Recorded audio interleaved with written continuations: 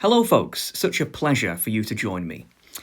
I'm sure throughout our lives we have all seen traffic lights, of course we have, unless you've been living under a rock or you're some sort of alien who's been sent here to study Earth. And we all know, of course, what the different lights mean. Green means go, yellow means get ready, and red, of course, means stop.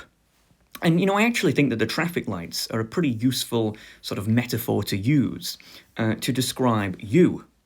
Yes, that's right, you, dear viewer, because I think that depending on where you are in the world will depend on how relevant this lecture will be to you. So, for example, if you happen to be from a non-English speaking, non-Western country, such as, and I've just put a random assortment of flags there as an example, whether you're in Europe, Africa, Asia, South America, whatever, then I think that this will only be of a mild curiosity to you. If you're someone who's into sociology or geopolitics or governance in general, which it would be very surprising if you weren't, because otherwise, how the hell have you found me? Then this might be a mild curiosity to you. But otherwise, really, you can go, because your time is probably going to be spent elsewhere, unless you're really, really dedicated to learning absolutely everything that you possibly can about the world. If, however, you just so happen to be from a Western, first world, English-speaking country, so United States, of course, and the sort of Commonwealth countries, well, this will be of interest to you. Because this is something that this phenomenon that I'm about to speak about will be something that has directly affected your life in some regard, and, well, you'll understand what I mean later. If, however, you happen to be a fellow Brit, then as far as I'm concerned, this is mandatory viewing. As in, I don't think that you should be allowed to leave your house and get along with your day-to-day life until you've sat your backside down and listened to what I have to say here today. Your passport should be confiscated. So, because, the UK, we Brits, we have a lot of problems right now. We've got a dismal economy, a terrible government, a crippled health service. Our country's a mess, mass migration's out of control. I could go on forever, and we could all go on forever. We all know the problems that modern Britain has. We're an international and national laughingstock. But, there's one problem that Britain has that I feel like I've never really seen anyone discuss. And I feel like everyone with a brain in Britain, which admittedly is a rapidly diminishing demographic, I feel like anyone with a brain in Britain has noticed this, but I've never seen anyone really talk about it. And so, what am I talking about? Well, clues in the title. I'm going to talk about how America accidentally conquered Britain. But before we talk about the present and the problems that we face today, and talk about the future and the solutions to said problem, I feel like first we have to look back to the past and sort of talk about how it is that we got here in the first place. And so I'm going to start off here with number one, Pax. So from 27 BC to 180 AD, and yes, I do like to use BC and AD, not that CE Common Era nonsense that some people keep trying to push. There was this historical period called Pax Romana. And Pax Romana is Latin for Roman peace. And as you might be able to imagine by that insinuation, Pax Romana was a period in Roman history of great, obviously, peace, but also prosperity, strength, power, expansion. I mean, this is basically the golden age of the Roman Empire. And as you can see here, there's a map here from 117 AD. And if you look at this map, this is absolutely mind-blowing to me. And it should be mind-blowing to us all, because there was a time in history when what is today modern-day England, where I am, was in the same country as modern-day Iraq. The same country, the same culture, the same emperor, the same leader. Isn't that absolutely crazy? Granted, it's actually not that crazy at all, come to think of it, because many parts of England today resemble Iraq, many people would say. Certainly not me, of course. But besides the point, and also it's not just that, it's also North Africa. Many people today completely forget that for a long time, North Africa, especially the coasts, was considered Roman territory. Right? It was considered almost like the same as mainland European civilization, if you would. We don't think about that today. We like if you try to say like parts of, you know, Algeria is the same as Europe, people would sort of like laugh at you in a way. But there it is. You know, it was the Roman Empire was sort of revolved around the Mediterranean. You know, it's quite different from today, where power in Europe is considered to be more in the northwest. No, back then it was revolving around the Mediterranean. And you know, as you might be able to imagine, during Pax Romana, the Romans were pretty happy chappies, right? I mean, look at them; they look like they're having a stag do or something like that. So, you know, they were, you know, the Romans were over the moon. It was great. You know, oh, we're taking over all this territory. You know, we're the boss. They would just storm into a country, put their flags down, and go, listen up, you belong to us now. All right, you got it. And and if you don't surrender, we're going to go to war, and you're going to lose. And let's face it, if you're going to go against the Romans, you're probably going to lose, right? And so it was a period of great peace, great prosperity, and it was absolutely fantastic for them. I'm talking as if I was there, but I'm just assuming that the historians know what they're talking about here. But of course, there's a rise, and with every rise, there's a fall. And the Romans, of course, fell.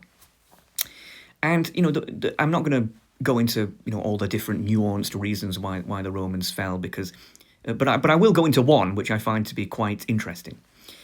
And that's decadence. You know, one of the reasons the Romans fell is because it was stated that the Romans, near the end of the empire, the elite in Rome started to become what they referred to as decadent, which is where they sort of sat around and drank wine and got drunk and ate berries all day and had intercourse and sort of didn't really care about what was going on. They were just like party heads. You know, it was just like, if dubstep existed back in the days of the Roman Empire, Skrillex would be on the boombox everywhere, 24/7. Like, there would be no peace. You know, there'd be a bunch of people, you know, dressed up in robes, you know, singing "Where's Your Head At," you know, on their iPods. You know, if it existed back then, you know, it was sort of like people just became like, with success, people became decadent. You know, decadent meaning just sort of like materialistic. You know, not really thinking about the short term and prioritizing short term pleasure and not long term pleasures. And you know, the sort of power structure sort of started to collapse. You know, like the place started to fall apart, to the point where barbarians from the north, sort of, you know, modern day Germany, started to invade the Roman territory and started to take it over. You know, the Romans were starting to get beaten at their own game. Which is quite interesting, isn't it? You know, you have a rich, successful civilization that then becomes decadent, hedonistic, obsessed with intercourse and eating food and drinking alcohol, and then gets invaded by foreigners and slowly gets taken over and collapses. Well, gee, I'm sure that'll never happen again. No, that would be ridiculous, wouldn't it? Of course, before Roman history dorks, you know, get angry at me in the comments, yes, there's many other reasons why the Roman Empire fell. I'm not here to go into all of the specifics. You know, I'm sure you could do a better job. But that's one of the reasons which I find quite interesting. And, you know, when the Romans fell, Europe sort of entered what we refer to as the Dark Ages, right? Because the Romans were not just a big civilization, they were an extremely advanced civilization for the time. You know, for example, the Romans had plumbing in some part. Like, they had, like, sewer systems, which would not be seen again for, like, 1,000+ years after the collapse. I mean, I'm not saying they had flushable toilets. You know, it wasn't exactly like great. It was probably something like a hole in the floor or something. But they had plumbing. They had sewers. They understood, like, oh, you know, we probably shouldn't have a crap where we eat. You know, like, they were civilized. Not only that, but they had things like concrete, ways to build buildings that were just completely forgotten to history after the collapse of the empire. You know, the buildings that the Romans created were not able to be replicated or maintained after the collapse. It was almost like, it's not like today where, you know, we can just look up anything using, you know, a search engine or AI. Knowledge was passed down through humans, not stored on a database. And if order falls apart, then people can't really pass down knowledge anymore. Knowledge can actually be forgotten. And of course, they had unity, right? If you have unity, a grand civilization, then you don't have warring states. You have peace, right? You have sort of a complex governance system. I mean, the Romans, had a senate. Where do you think the word senate comes from? The Romans, right? So these people, the Romans were they brought a lot to the world. They were extremely advanced for the time, but after they collapsed, a lot of this went away. All their innovations went away, and we entered the Dark Ages, which was just Europe turned into a bunch of little states that started fighting each other, going to war with each other, and there's this, quite tragically, Europe still to this day is nowhere near as united as it was during the time of the Romans. It's like I view the Romans as like the Western equivalent of China, right? Because China was a bunch of 20 nations like warring with each other, but then united as one united people, and remained so. Obviously, Chinese history is a lot more complicated than that. But there's still, the point I'm making is there's a place called China today that considers itself a people and a nation. You can only wonder, what Europe and perhaps even North Africa would look like, and parts of the Middle East if the Romans never collapsed. Rather than me calling myself an Englishman, what if I was a Roman?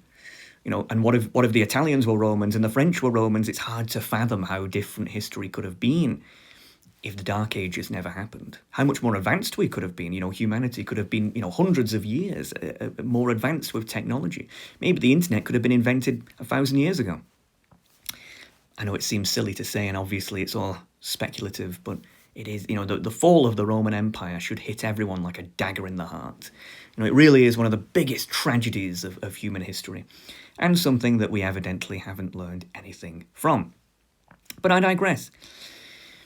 Fast forward to a millennia later, a few centuries later, and the nations of Europe have sort of reunited, not reunited, but sort of, we've individually created some very strong and impressive nations like, of course, Italy, France, Germany, and of course, there was one nation that stood out in particular. And I may be a little bit biased here. It might be showing a little bit of historical bias, but can you guess what nation that is? Of course, I'm talking about the UK. And I would argue that the UK sort of is perhaps the British. The British are perhaps the most Roman-like people since the Romans. As in, I believe that the British are the inheritors of the Romans, not the Germans with the little Holy Roman Empire, which is neither holy nor Roman, as the saying goes. Not even the Italians, which I know sounds quite strange to say, but I feel like the British are the true inheritors of Rome. I know that's such a strange thing to say, and I'm going to get a lot of poo-poo from people outside of Britain for saying that, but I believe this because Pax Romana would later become Pax Britannia. And Pax Britannia was, again, a period kind of like Pax Romana from 1815 to 1914, where, as opposed to the Roman Empire, the British Empire had a period of global dominance, global peace, global trade. The British took kind of what the Romans did 2,000 years before and applied it not on a European continental level, but on a global level. So the British would go in there, put the flag down and say, hey, this is our place now. Your monarch's gone. Our queen is your queen. Our king is your king. That's the end of the story, right? Sort of like how the Romans viewed themselves as the civilizers of the world and everyone else is a barbarian. The British were exactly the same with our empire.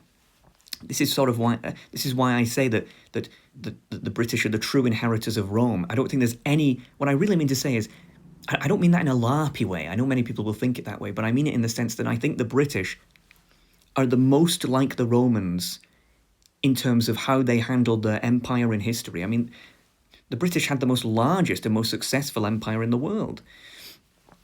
And again, as I just said, the British empowered the Roman hard power doctrine, just going in there, taking the place over.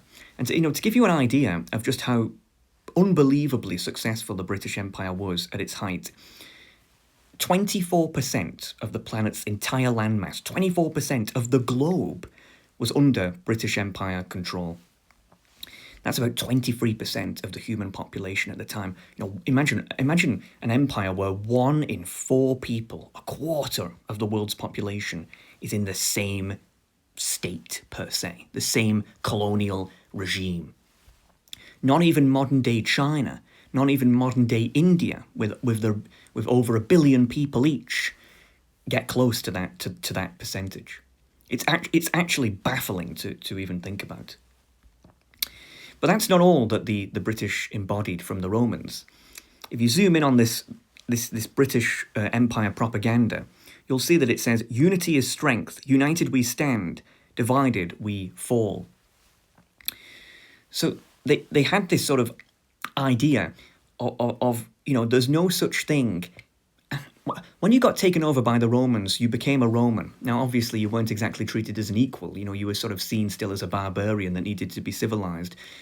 But the Romans were trying to create one people and eliminate these sort of petty identities. And the British were exactly the same. The British wanted the world to be Britanized. Yes, you had like these little British colonies that had their own names, like Ceylon and India and whatever, but the whole point was to try to create one unified, one monarch under one empire, right? And one people per se. The British sort of looked at the people of the places they took over and said, we want to Britannize you because we view ourselves as civilized. We view ourselves we view our way of life as better.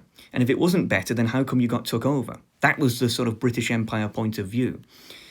And if you look here at this, if you look here at this sort of British Empire propaganda, you'll see non-British, non-white populations even that were sort of incorporated into the empire, put on these posters and propaganda pieces, and were sort of like portrayed as like, these are the best of your people. They've been successfully Britanized, and so now you are one of us. You are the same as us. Now, to be clear, I'm not saying that the British Empire was not didn't have some elements of racism. Obviously, it did, but I don't buy that completely at all, because it's more like the British Empire, similar to the Romans, was obsessed with trying to turn people British, and if you were wherever you were from, displayed elements of British culture, speaking the language, doing as the British did, similar to doing as the Romans did, the British would reward you and incorporate you. Obviously, they would. I'm not going to pretend as if the British Empire would treat you as an equal, but that still doesn't change the fact that they were trying to create one people. I know that sounds hypocritical and a bit of a almost schizophrenic point of view to say, yeah, they wanted to create one people but wouldn't treat you equally, but I hope it somewhat makes sense. Like if the best way I would sort of describe this is, if you look at the leaders of a lot of the British colonial domains, they would do things like go horseback riding, for example. Like the first Prime Minister of Sri Lanka, when it was known as Ceylon, he used to go horseback riding and like drink tea. Same with like Lee Kuan Yew of Singapore. Like there was many sort of things many cultural sort of things that he picked up, and he very Britishized. Like he was educated in the UK, for example. Do you know what I mean by that? I hope that sort of makes sense, because I know that sounds like a strange thing to say, but the point I'm trying to make is the British were trying to take over the world and make one global culture. And Pax Britannia put Britain right at the centre of the earth. Everyone's seen this world map. This is a map of Earth, obviously. But many people fail to notice that what's in the centre of the world map? Well, it's Britain, obviously, because why wouldn't it be? It wouldn't be any other way. When cartographers started charting the world properly, this was at the height of Pax Britannia. And so if one country has to be at the centre of the earth, well, of course it's going to be Britain. How could it be any other way? Some historians will say some nonsense like, oh, this is actually just this wasn't intentional necessarily, this was a subconscious thing. And it's like, yeah, okay, buddy, whatever. And, if in other parts of the world, they actually have alternative world maps. So if you go to the United States, I've heard that in some elementary schools, the primary schools, they have this map on the left. In Japan, if you go there, they have a world map where Japan is centered instead. And I've got to be honest with you folks, when I see these world maps, these alternative world maps, I can't help but think, has anyone ever seen that video of the Muslim guy who goes, brother, what's that? What's that, brother? If you know, you know. If you don't know, look it up. But that's what I think in my head when I see these maps, especially the American one. I mean, that map is just an absolute abomination. Imagine splitting the Eurasian continent in half to put yourself at the centre of the globe. I mean, it's just menacingly unbelievable. At least our world map, seems to make sense and looks nice. Even the Japanese one looks quite nice. I mean, that looks like a real map, but the American one just looks absolutely repulsive. I mean, what on earth? Who the hell is going to use that map? No, I look at them and I go, get them out of here. Get them out of my sight. Let's stick to the British-centred map. But the point jokes aside here, the point I'm trying to make is that, Pax Britannia, again, it was such a powerful phenomenon, such a powerful era, that even little things like this that people never think about, Britain being in the centre of the earth, it's there for a reason, right? And it's not just because it's symmetrical. Pax Britannia even made time itself, the concept of time, revolve around Britain. Greenwich Mean Time, right, which is known as +0. All time zones on Earth are compared to GMT, the British time zone, Greenwich Mean Time. +1, you often hear like +1, +2, -6, -7, right? Well, what are they plussing? What are they minusing to? Greenwich Mean Time. It was decided many centuries ago, again, during Pax Britannia, I believe, that the Greenwich Meridian in the UK would be where time would revolve around. People, I know this sounds strange, but time is a man-made concept, right? So, there has to be one time zone that all the others can relate to, a plus or a minus. And, of course, it just made sense to make that in the UK. Today, they've renamed this. They've called it something like UTC, Universal Coordinated Time or something. It's just, such a ridiculous term. It's just GMT rebranded, but, again, goes to show, right, that, even in Pax Britannia, even time itself revolved around Britain. Quite interesting. And, of course, Pax Britannia also made English the world's language. If you were learning, if you could only know one language, let's say that you were a human and you could only, you had to pick your language. What language would you pick? Would you pick Swedish? Probably not, right? I mean, if you live in Sweden, pretty good language to have, right? But not exactly the most useful language outside of it. Would you pick German? Well, German, much more well-spoken language, right? Much more useful, but probably not, right?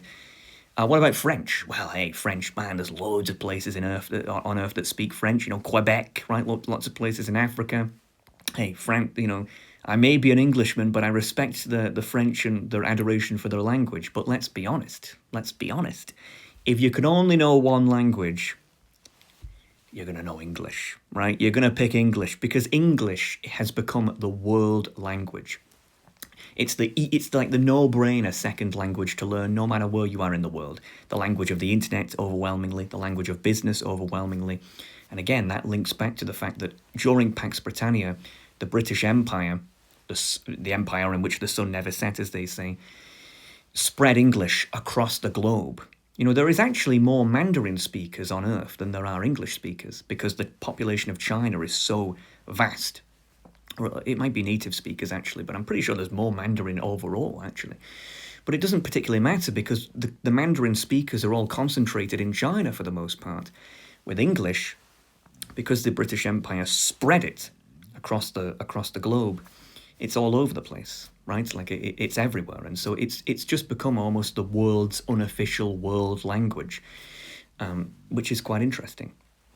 But in case you haven't got the message yet, in case my insufferable British patriotism by going over our golden era hasn't got through to you yet, back in 1953, when Elizabeth II was coronated, This is after Pax Britannia ended, by the way. It was estimated that around 277 million people out of the 2.6 billion people who were on the earth at the time saw this coronation live. That's about over 10% of the world population. 10%. In 1953. This is a time when, barely anyone even had a television. It's actually quite amazing to think about. 10% of the world population was watching the coronation of the British monarch live. 10% of the world population at the time. Absolutely crazy. And again, at a time when televisions barely existed, it's just mind-blowing. But it just goes to show you how ingrained the sort of British monarchy was. The Queen as the sort of the symbol of the face of the British Empire, the symbol of the face of the British. It was so much greater than the British nation itself, right? It's just mind-blowing to think about. But there's something ironic is that the Romans, which of course invaded England, actually had a low view of the British subjects. In fact, some of the things they used to say was that the British were ignorant of civilization. I believe there was a Roman historian, Tacticus. I'm pronouncing that name wrong, feel free to laugh at me. But he was sort of sourced by noting down what a lot of the Romans thought of their newly conquered British subjects, and one of these was that the British are ignorant of civilization. Another one was that we have fierce blue markings. Apparently the native British, before the Romans arrived, would cover themselves in blue tattoos, blue markings, and would do very weird things like bathe in swampy rivers and jump up and down in fields like they had something wrong with them. And the Romans would just look at them like, what is going on with these guys? They're absolutely crazy.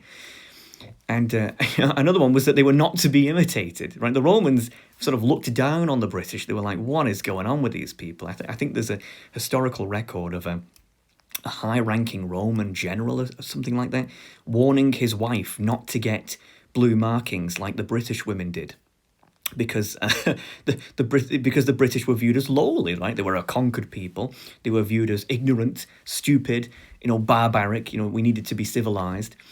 And so anything to do with those was like, no, don't imitate them. Don't do what they do. They need to do what we do. They need to serve us. We need to civilize them. But apparently, it makes me think that the general who said that, women in Rome must have heard about the British women covered in these blue tattoos and must have thought, damn, I want some of them. And it's quite interesting to think about, really. But yeah, and the point I'm trying to make, though, is that the Romans who conquered Britain viewed the British as some of the least impressive subjects, right? Some of the most barbaric, stupid, and imbecilic of the peoples they came across. And you've got to think, what would the Romans think what would the Romans say if they were told, actually, fast forward a millennia and a half later, these people on this island would be the ones who would take after you the most, who would have the largest empire in history, go across the globe, acting like you Romans did in Europe and North Africa. I imagine that they would be very surprised. Of course, saying that, it's not exactly like the British people at the time of the Romans. The Romans invaded Britain are the same as the British people of the time of the British Empire. Of course, you had the Norman invasion and Saxons, and so it's not exactly like it's the same Celtic population that were there at the time. But still, I think that's quite an interesting historical irony, shall we say? But of course. As I said, with every rise comes a fall, and the British, of course, we were no different. The problem with the British is that we fought in World War I and fought in World War II, and though we were technically on the winning side, supposedly, of those two world wars, and I say supposedly because my argument has been that Britain, the point of Britain was that we were an empire, and if we lost our empire as a result of fighting in a war, then it's questionable to say if we really won it. Just because your enemies lost in this, in World War II, for example, Nazi Germany, doesn't necessarily mean that you won. It's like you won, but at what cost? Well, your empire. Well, you are the empire. Okay, well, then what are you now, right? So, Britain really, at the end of World War I damaged Britain significantly, but World War II damaged Britain beyond comprehension. It bankrupted the country. The British people were forced to ration during the war. Much of the country was destroyed due to bombings. The people were traumatized as well. Tens of thousands, even more than that, thousands of British soldiers died in the war fighting on the mainland continent. Parts of Britain were even taken over by the Nazis, which not many people know of. Jersey, the Channel Islands. I've been to Jersey many times, and it was one of the only parts of British territory that was taken over by the Third Reich. And it's quite interesting reading into what the people put up with during that occupation. But the point of the matter is that Britain could not, an empire has to be wealthy, it has to be powerful. Well, Britain essentially, drank all its juice to win World War II, and the result of that was that Britain could no longer hold on to its colonial possessions, and essentially was completely and utterly decimated as a result. And after World War II, we really started to see after World War I, but especially after World War II, we started to see a transition of influence on the world stage. For example, the British monarch used to be known as essentially the most powerful person on earth, right? If you were the British monarch. Well, that, of course, was no longer the case. After that, it became the American president, sort of the leader of the free world, later the leader of the world, really. And of course, London used to be seen as the capital of Earth. It wasn't just the capital of the UK or the capital of the British Empire. It was the hub of culture, the hub of economics, the hub of power on Earth. That is no longer the case today. The hub of power is Washington, D.C. in America. The hub of culture is in Hollywood, California. And the hub of the economy is in New York, right? So again, America, once again, just sort of taking over this a transition of influence, handing over power. And of course, the British pound sterling used to be seen as the world's reserve currency, right? Well, not anymore. It's now the US dollar. So again, we have this sort of transition where Britain was once at the top. After the wars, particularly World War II, could no longer afford to be at the top, no longer had the willpower to be at the top. America, arguably the true victors of World War II, just like the Soviets, became the new sort of leader, if you would. And this really was the end of the empire. I mean, after this, if you look at the Allies in World War II, you had the big three leaders, right? Churchill, Roosevelt, and Stalin. Well, really, Churchill and the British Empire, as a result of this, were now were no longer seen as real players, right? The world became split between the United States and its possessions, unofficial possessions, of course, and the Soviet Union and its official possessions, and that was the Cold War, right? Britain was essentially demoted from being its own thing into being like, if America is Mario, Britain is Luigi. Right, it's just a junior partner. It's the poodle, right, of the big brother. And so after Pax Britannia, of course, we had a new era, which is of course Pax Americana. And Pax Americana, again, notoriously seen as being starting in 1945 with the end of World War II, the start of the Cold War, as I said. You'll note on this map here that, which is a sort of a Cold War era map, you'll notice how it says United States and Allies. As I said, Britain is no longer seen as a real power, nor is any other European nation, by the way, apart from the Soviet Union, if you would call that a European nation. All the European nations were just sort of seen as, either America's poodle or the Soviets' poodle. After World War II, all the grand European nations became a bit of a joke in terms of having the ability to, portray global power. This was especially evident after the Suez Crisis, but I'm not going to go into that here. By the way, it's quite interesting, really.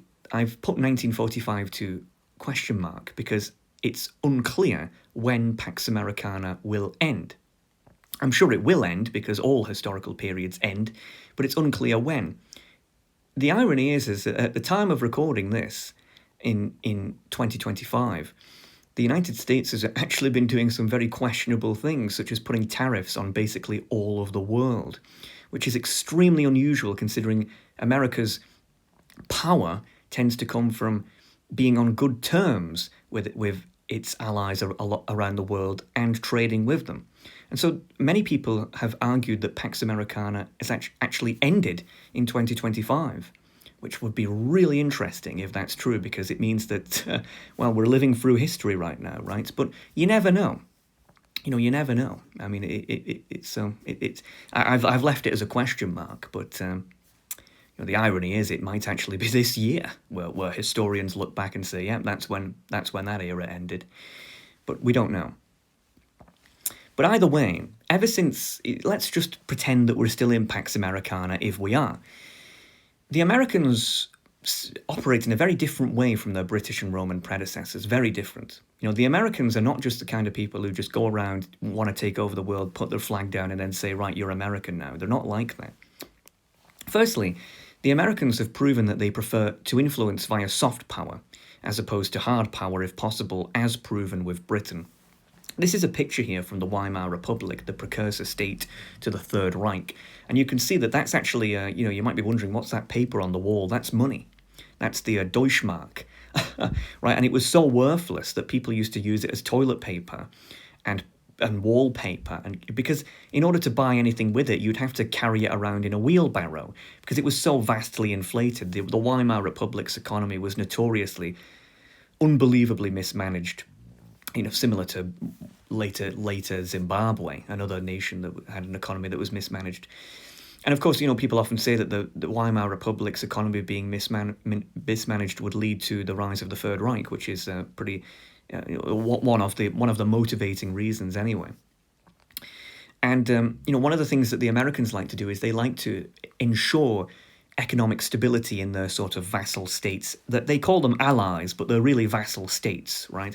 And so they will pump money into these countries and sort of build them up and bring American companies in there and sort of slowly Americanize the population, right?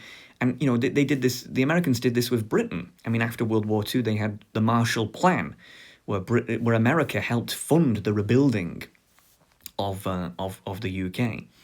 And of course, we had to pay them back for a lot of that. It wasn't a gift, but nevertheless, it was a way of the Americans getting in with the UK. It was a way of getting us reliant on them. It was basically like them making a declaration, like, who's your daddy? You know what I mean? It's like that's what it was. And the Americans love to do that. They love to go to countries and influence them via soft power, money, trade, right? And that's very different from the Romans and the British, right? If the Romans and the British appeared, they just want to take you over by hard power. Plop the flag down your arse now, get over it. The Americans not like that.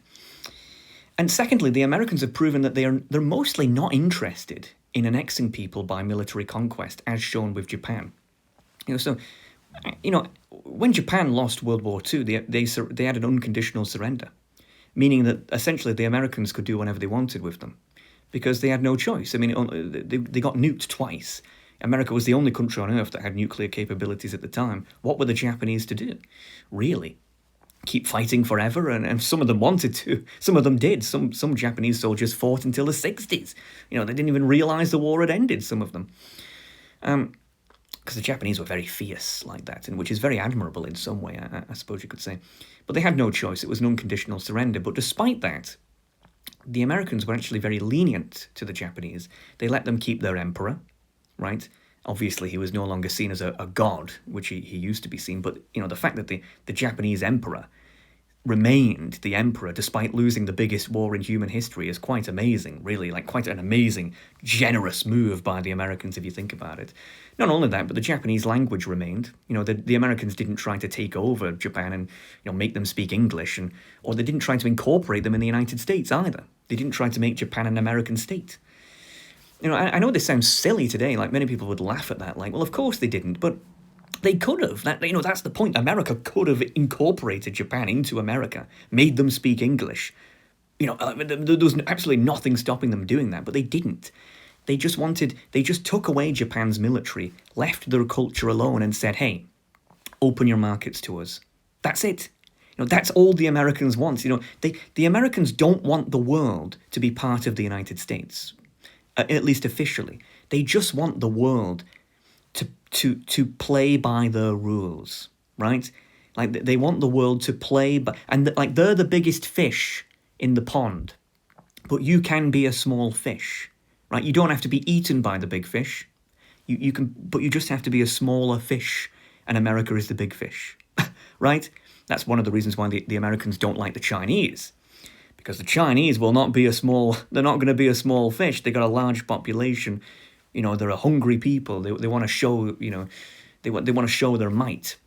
And that's one of the reasons why the Americans don't get along with the Chinese, right? They're intimidated. No, they want to be the biggest fish in the pond.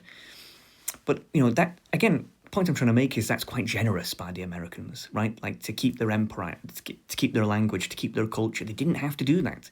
The British would never have done that, right? If the British would have been took over Japan primarily under the imperialism of the British Empire, do you want to know what would have happened? Japan would have been brought into the British Empire, the Japanese emperor probably would have been executed, and the British monarch would have been the Japanese monarch. That's what would have happened. And they would have been said, hey, you're going to speak English from now on, and you're going to sing God Save the King, God Save the Queen as your new anthem. In fact, the Japanese are actually culturally aware of this to a point, because I don't really watch anime, but there's an anime called Code Geass. I believe I'm pronouncing that right. I'm probably not. And it was an anime about the Holy Britannian Empire, a fictional empire, taking over Japan. And they called it something like District 9 or something like that.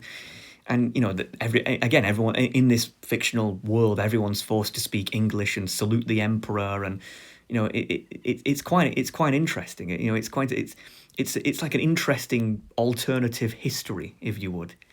The irony, of course, is that the Holy Britannian Empire in this anime is actually the Americans. It's not the British, despite the fact they're called the Holy Britannian Empire. It's complicated anyway, but I'm not an anime lore master, but you get the point, right? You get the point I'm trying to make. And so this sort of preferring soft power and preferring annexation by choice, that second one has not aged well in 2025, but besides the point, it sort of leans into this idea that the Americans like to see themselves as the world police, right? In charge of keeping order, but not in charge of people overall, right? I mean, look at this World War II propaganda here. Americans will always fight for liberty, right? I mean, it makes sense if you think about it, because the American origin story was a bunch of guys fighting for freedom and independence from a tyrannical, empire that wanted to tax them to oblivion.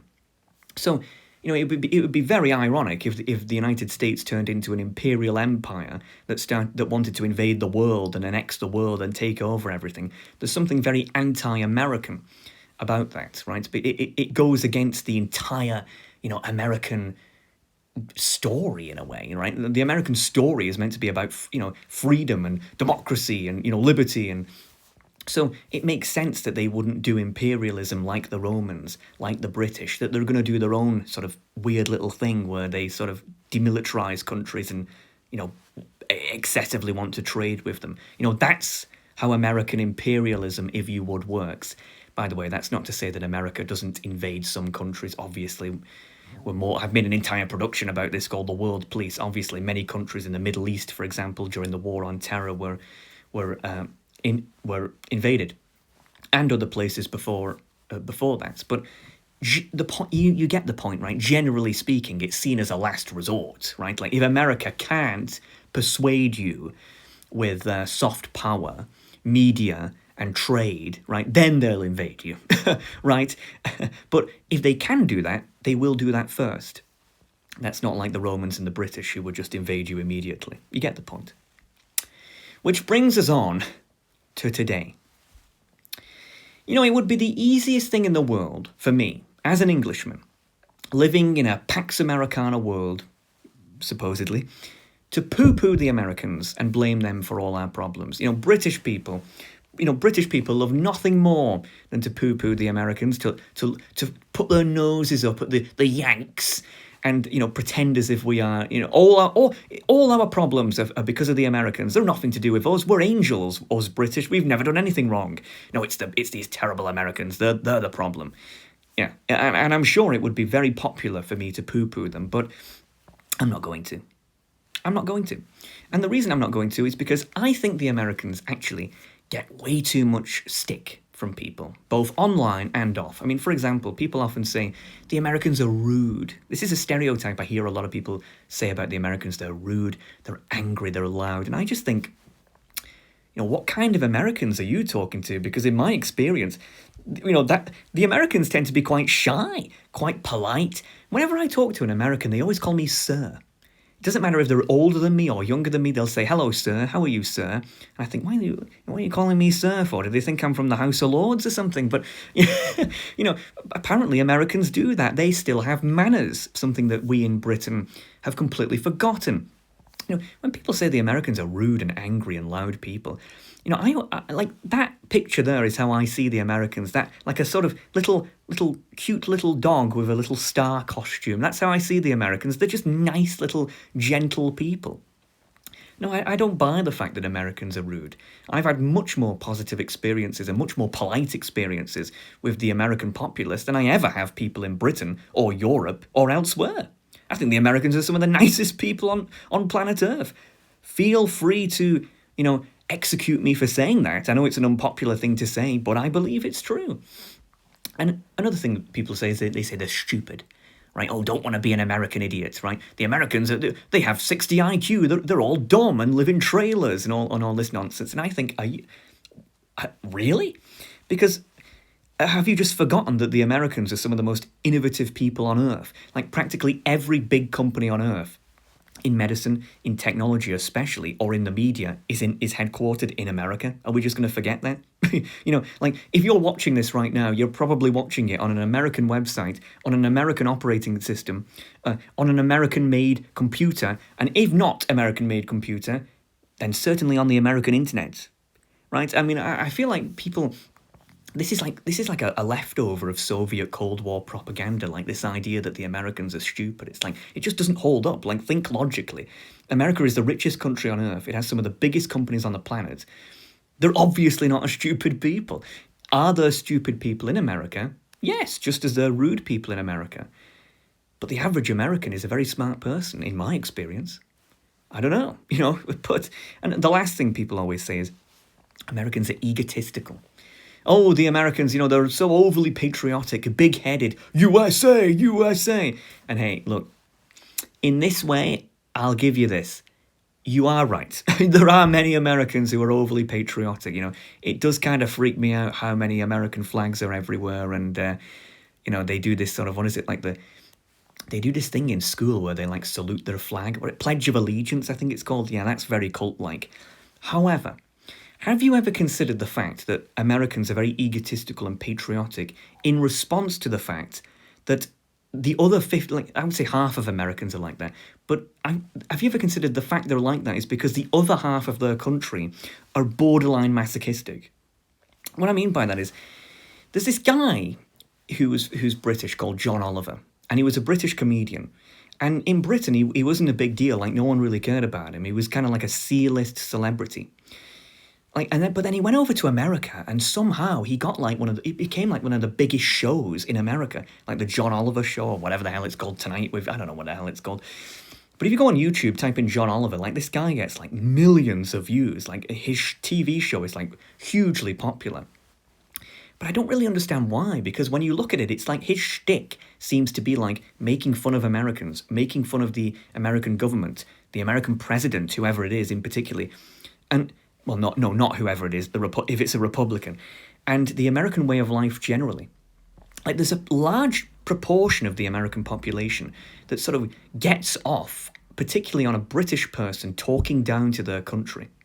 And I don't understand this, because if an American comedian came to Britain and started saying, making fun of us, saying, "Hey, British people, your tea's awful, your teeth are terrible, your queen's dead, haha, you suck," right? British people wouldn't just be, demanding this guy's show to be cancelled. They would be demanding for him to be deported. We just wouldn't tolerate it. Like, who the hell are you to come here and make fun of us?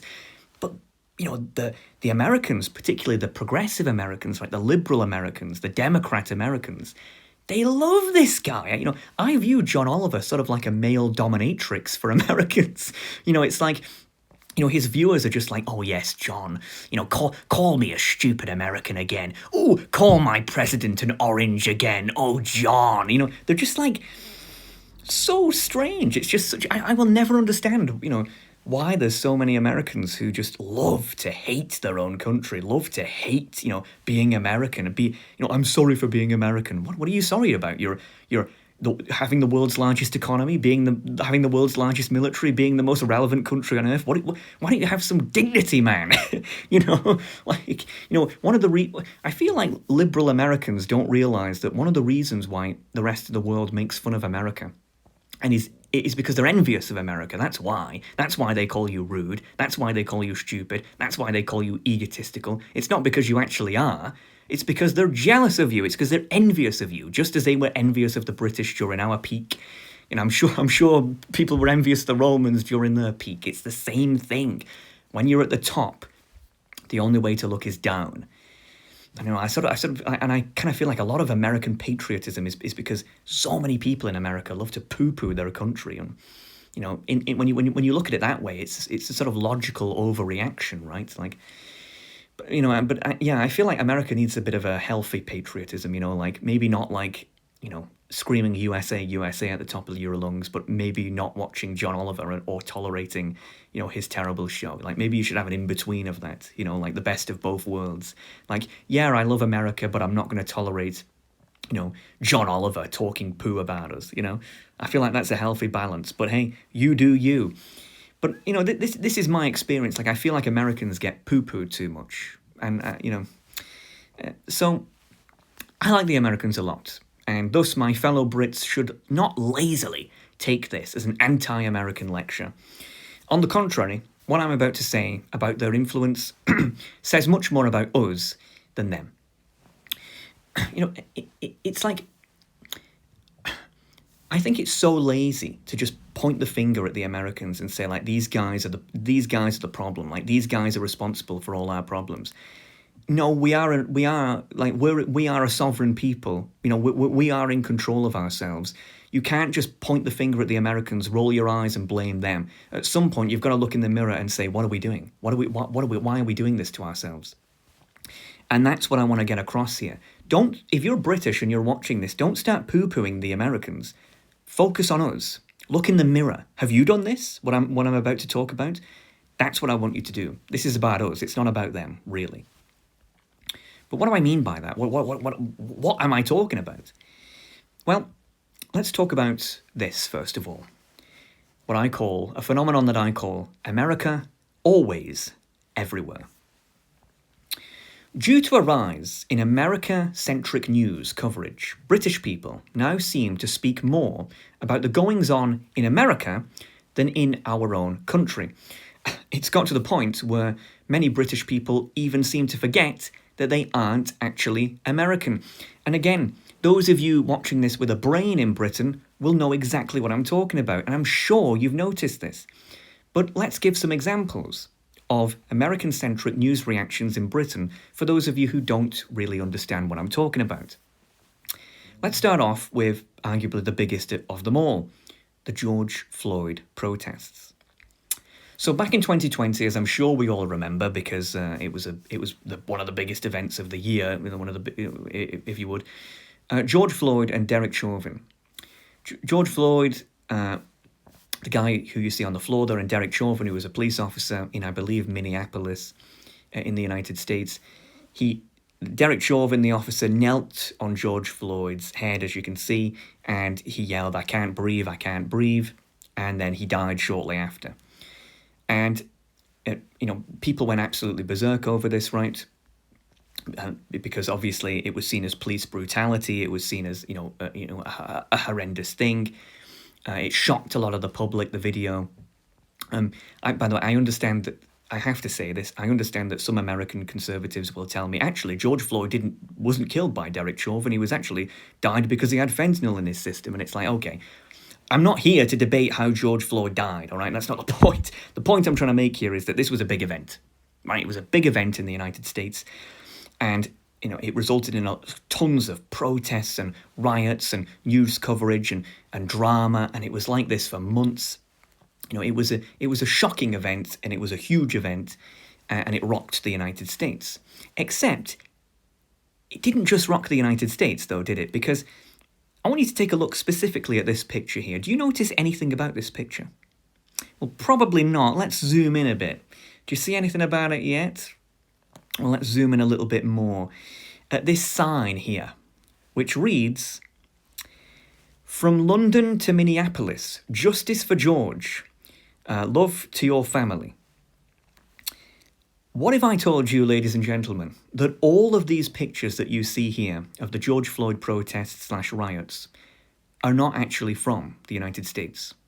Every single one of these pictures is in Britain. These were riots that occurred in Britain. In fact, here is a map of all of the demonstrations in the UK that had over 100 people or more that were protesting over the death of George Floyd.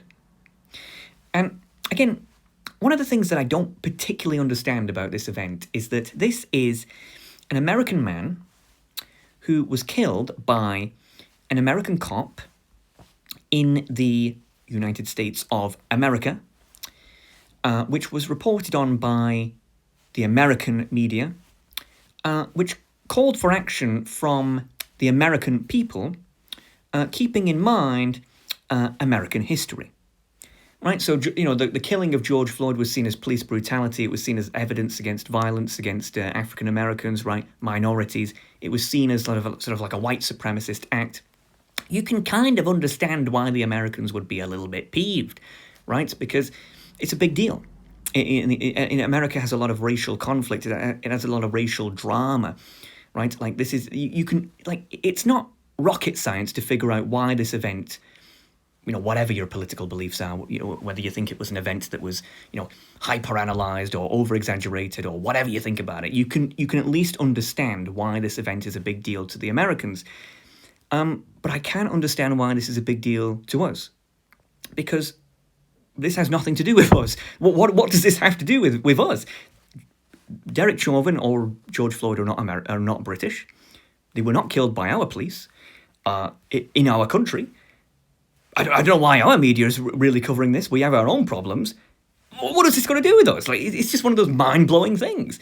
And I'd just like to point out, by the way, if you look at this map here, you'll see that the vast majority of these protests were done in the south of England, and there's very little done in the north of England or in Wales or in Scotland or elsewhere in the UK.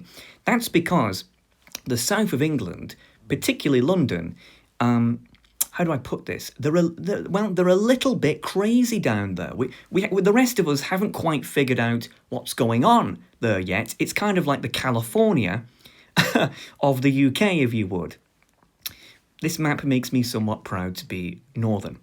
There should have been no demonstrations, however, but nevertheless, you understand the point, right? And the tragedy is that from these protests and riots, war memorials such as the cenotaph were vandalised with graffiti. Look at this, the cenotaph, a war memorial that is meant to be about remembering the dead in World War I and World War II. The dead, not just from Britain, but from all the Commonwealth countries across the globe, the Empire countries at the time, who fought in these wars. It's meant to be like the ultimate memorial to them. It says they're the glorious dead, right? And what do you see? Graffiti. Imagine how much of a scumbag you have to be to see a war memorial that says the glorious dead and spray paint about about a foreign political movement like BLM, Black Lives Matter, is an American movement. What on earth does this have to do with us? And what does this event have to do with us? But there it is. I mean, it's such a classy move. It's such a classy movement that British progressives are, aren't they?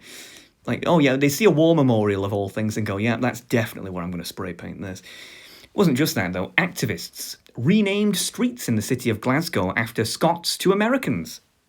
For example, Wilson Street, which was Wilson named after who is seen as a colonial, empire imperialist filth. Wilson Street has been renamed Rosa Parks Street. Yes, Rosa Parks, who again is an American woman. Again, what this has to do with Glasgow, what this has to do with the UK, is a mystery. It's almost like a form of soft cultural imperialism in a way, except we're doing this to ourselves. Like, yeah, let's rename our own streets after Americans rather than British people. Yeah, that makes total sense. Even statues of Churchill and Gandhi weren't spurred from abuse. Yeah, that's right. Churchill, forget Churchill. He was a racist, man. Come on. What are you? Well, that's all Churchill's remembered for. He's a racist. What are you talking about? And Gandhi apparently was also a racist. So Gandhi also had to be spray painted as well. Just makes complete sense, right? But I just want to point out, in case it seems like I'm being hysterical, all of this spawned from a completely American event. Like, the death of George Floyd had nothing to do with us, nothing to do with us. It has nothing to do with this country. And yet, despite that fact, because the American psyche, the American media, this country has been so obsessed with the United States, our cities were essentially rioting. You had signs everywhere, streets being renamed, war memorials vandalized, people going around yelling with signs over something that happened in a completely different country, in a completely different continent. I mean, it's absolutely mind-blowing when you think about it. Like most of the people in the United States aren't even aware of this, by the way. Like, when I tell people in America, hey, do you know, with the George Floyd thing, we had all this go on here, they don't believe it. They say, what? Why would you care? We don't care when things happen in Britain, respectfully, right? Because we're Americans. We care about America and the goings on in our country. We'll take note of things that happen in Britain, but we're not going to go, around like, crazy. But people in Britain do, right? We have become Americanized. People think that they're in America. To give you an idea, one last thing on this. I heard a story that when British police confronted protesters, progressive BLM, I say BLM associated, but they're not BLM, because BLM is an American organisation. It has nothing to do with Britain. So I don't really know what you would even say, like BLM idolizes, American progressive idolizes, I don't know. But when British police confronted protesters, apparently some protesters put their hands up and said, don't shoot. Don't shoot with what? Our police don't have guns. What are they going to shoot you with? Pepper spray? These are British people. These aren't Americans. British people who have grown up all their lives in Britain are being confronted by police, putting their hands up saying, don't shoot. They think they're American. They think they're in the United States. It's just mind-blowing to me. This happened 5 years ago at the time of recording, and I'm still mind-blown by it. I'm still like, this looks like some sort of alternative history. Like, what if after World War II America took over Britain? How would Britain respond to the George Floyd protests? It's like, that's what it looks like. But no, like, we're supposedly an independent country, and yet here we are. Like, we've just been totally colonized mentally. Like, we used to be the colonizers, now we're colonized. We're colonized by Americans, American progressives to be specific. It's mind-blowing. And what it reminds me of, back in 2012, there was a similar event to this called the Trayvon Martin and George Zimmerman. And George Zimmerman, he was a Hispanic, like a Hispanic man, a white Hispanic man, I think. And I think he killed Trayvon Martin, which was a 17-year-old African American guy. I can't remember the details exactly, but again, this was like the George Floyd before George Floyd. Like, it was a huge, like, racial conflict, and, it was very, very controversial. I remember reading about this years ago, back then. And it was a huge deal in America. Like, everyone in America knew about this at the time. In fact, I think it was even mentioned during their election campaign between Obama and Romney. But in Britain, no one knows about this. Like, we never spoke about this. Like, no one, I would be surprised if anyone in Britain knows who Trayvon Martin and George Zimmerman are. This just wasn't an event that really resonated with British people. I mean, I'm sure British people were sympathetic, just as they were sympathetic to George Floyd. But like, this wasn't there was no riots about this. There was no protests about this, right? But then, fast forward to George Floyd, and it's like, wow, isn't it crazy how just in 8 years, you have two similar events. One of them, the British people sort of sleep on and go, well, this has nothing to do with us. Good luck, Americans. The other one, the country's like on fire.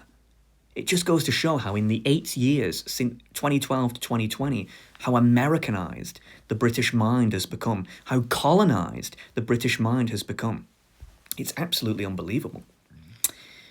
And as I just said, the Americanization of the British mind clearly surged in the 2010s. Like, something happened in the 2010s to this country. Like, we haven't recovered from it. It's almost like, we've been dominated by the Americans since Pax Americana began in 1945, but we were always still sovereign and sort of independent and fiercely and proudly British, and we had our own culture and slang and events, and yet it seems like in the 2010s we've slowly given up.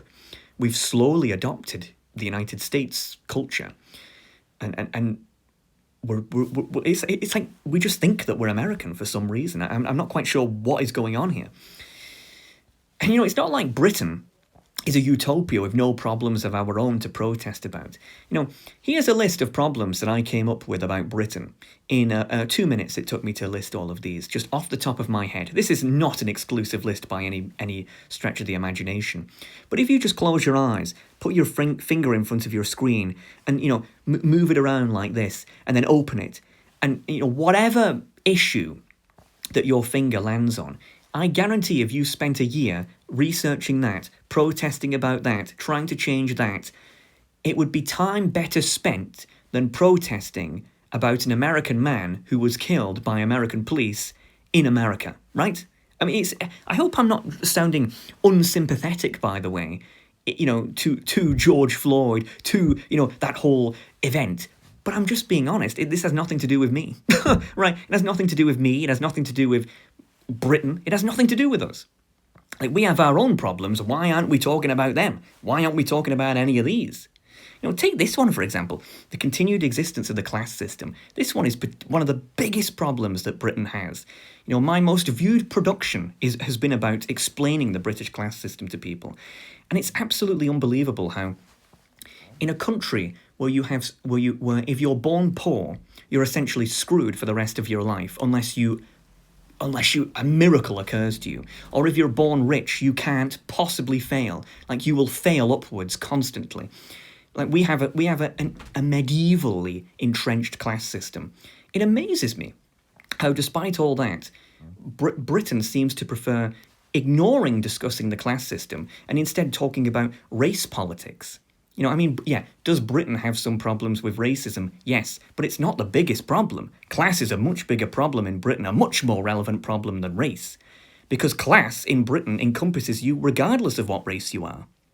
Right?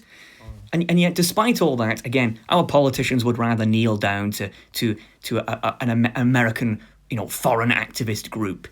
It's just mind-blowing to me. I've shown this picture before, and I can't stop showing it to people because it just blows my mind. Like, this guy's our Prime Minister. This is the Deputy Prime Minister. They're kneeling down to an American activist group. Why? Mind-blowing. Mind-blowing. Right, so that's the first story. The second story, this one is just unbelievable. Roe v. Wade overturned. So a little bit of American law. The Constitution is the supreme law of the United States and is notoriously intentionally difficult to amend. If you want to change the Constitution of the United States, you have to have a 2/3 majority, which is just impossible in America today. If you have a two-party system, you're not going to get a 2/3 majority unless one party significantly messed up. But amending the Constitution of the United States is sort of like the final boss of America. It's above the president. It's not like the president can just write an executive order and change the Constitution. It's a real ball ache to change the Constitution. In fact, it's such a ball ache that the American Constitution has not been changed this century. It's not been changed, at all. There's many amendments that have been proposed, but it's impossible to get them through because you need such an overwhelming support of the people and the Congress, and there's a ratification. It's such a complex thing. So it's very difficult to amend. However, there's some smart people. To bypass changing the Constitution, judicial activists in the Supreme Court figured out that you can merely interpret its meaning differently. In effect, changing it without actually changing it, right? So if you just say, for example, I think this is what the Constitution says, and then change the law to accommodate that, it's essentially the same thing as changing the Constitution, if you really think about it. And so, back in 1973, there was a 7-2 liberal-leaning majority decision. And that decision was Roe v. Wade. This was a landmark decision by the American Supreme Court. And the idea was that they said that we judge the Constitution does not allow forbidding abortion. Essentially, we've read, even though the Constitution doesn't actually mention abortion, but they've read what they want to read. Right? Basically, what happened is they wanted abortion to be legal. So they looked at the Constitution, took a part of it and said, can we twist the words of this to make it look like abortion should be legal? And that's exactly what they did. And so abortion was announced legal federally. You could not prohibit abortion as a state of America. It is now legal. It is the law of the land. All right?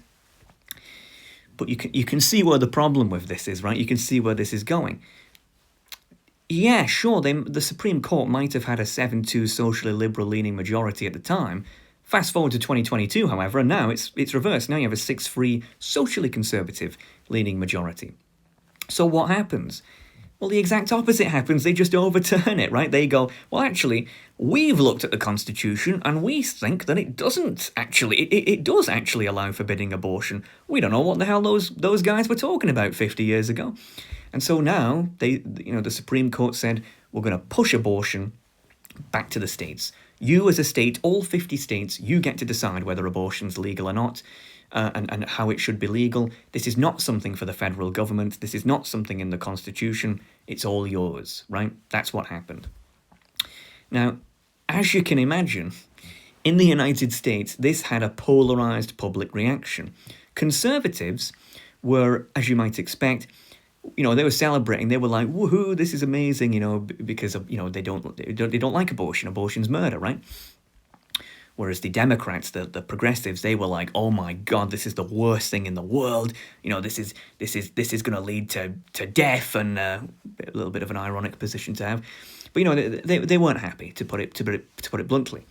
So there was a very polarized public reception, and as you might imagine, the overturning of Roe v. Wade led to protests from socially left-leaning people across America, right? People who were like, this is, because progressives view progress in terms of time, and time must move forward, and progress, therefore, must also move forward. And so abortion being made illegal again in some states is seen as going backwards. It's seen as regressive. And that's like the worst thing in the world to a progressive, right? It just completely goes against their ideology. And so you had all these people in America going around holding signs saying my right to choose, blah, blah, blah, blah, right? Except, hang on a minute. Can you see that picture there? Hold the phone. Enhance. No. We're going to have to enhance a little bit more than that. More. Ladies and gentlemen, can you see what I'm seeing? Enhance more, please. Is that a British domain name I see right there? Is that a .uk domain name I see? Yes, it is. Of course, this picture was not actually taken in America, just like the George Floyd protests.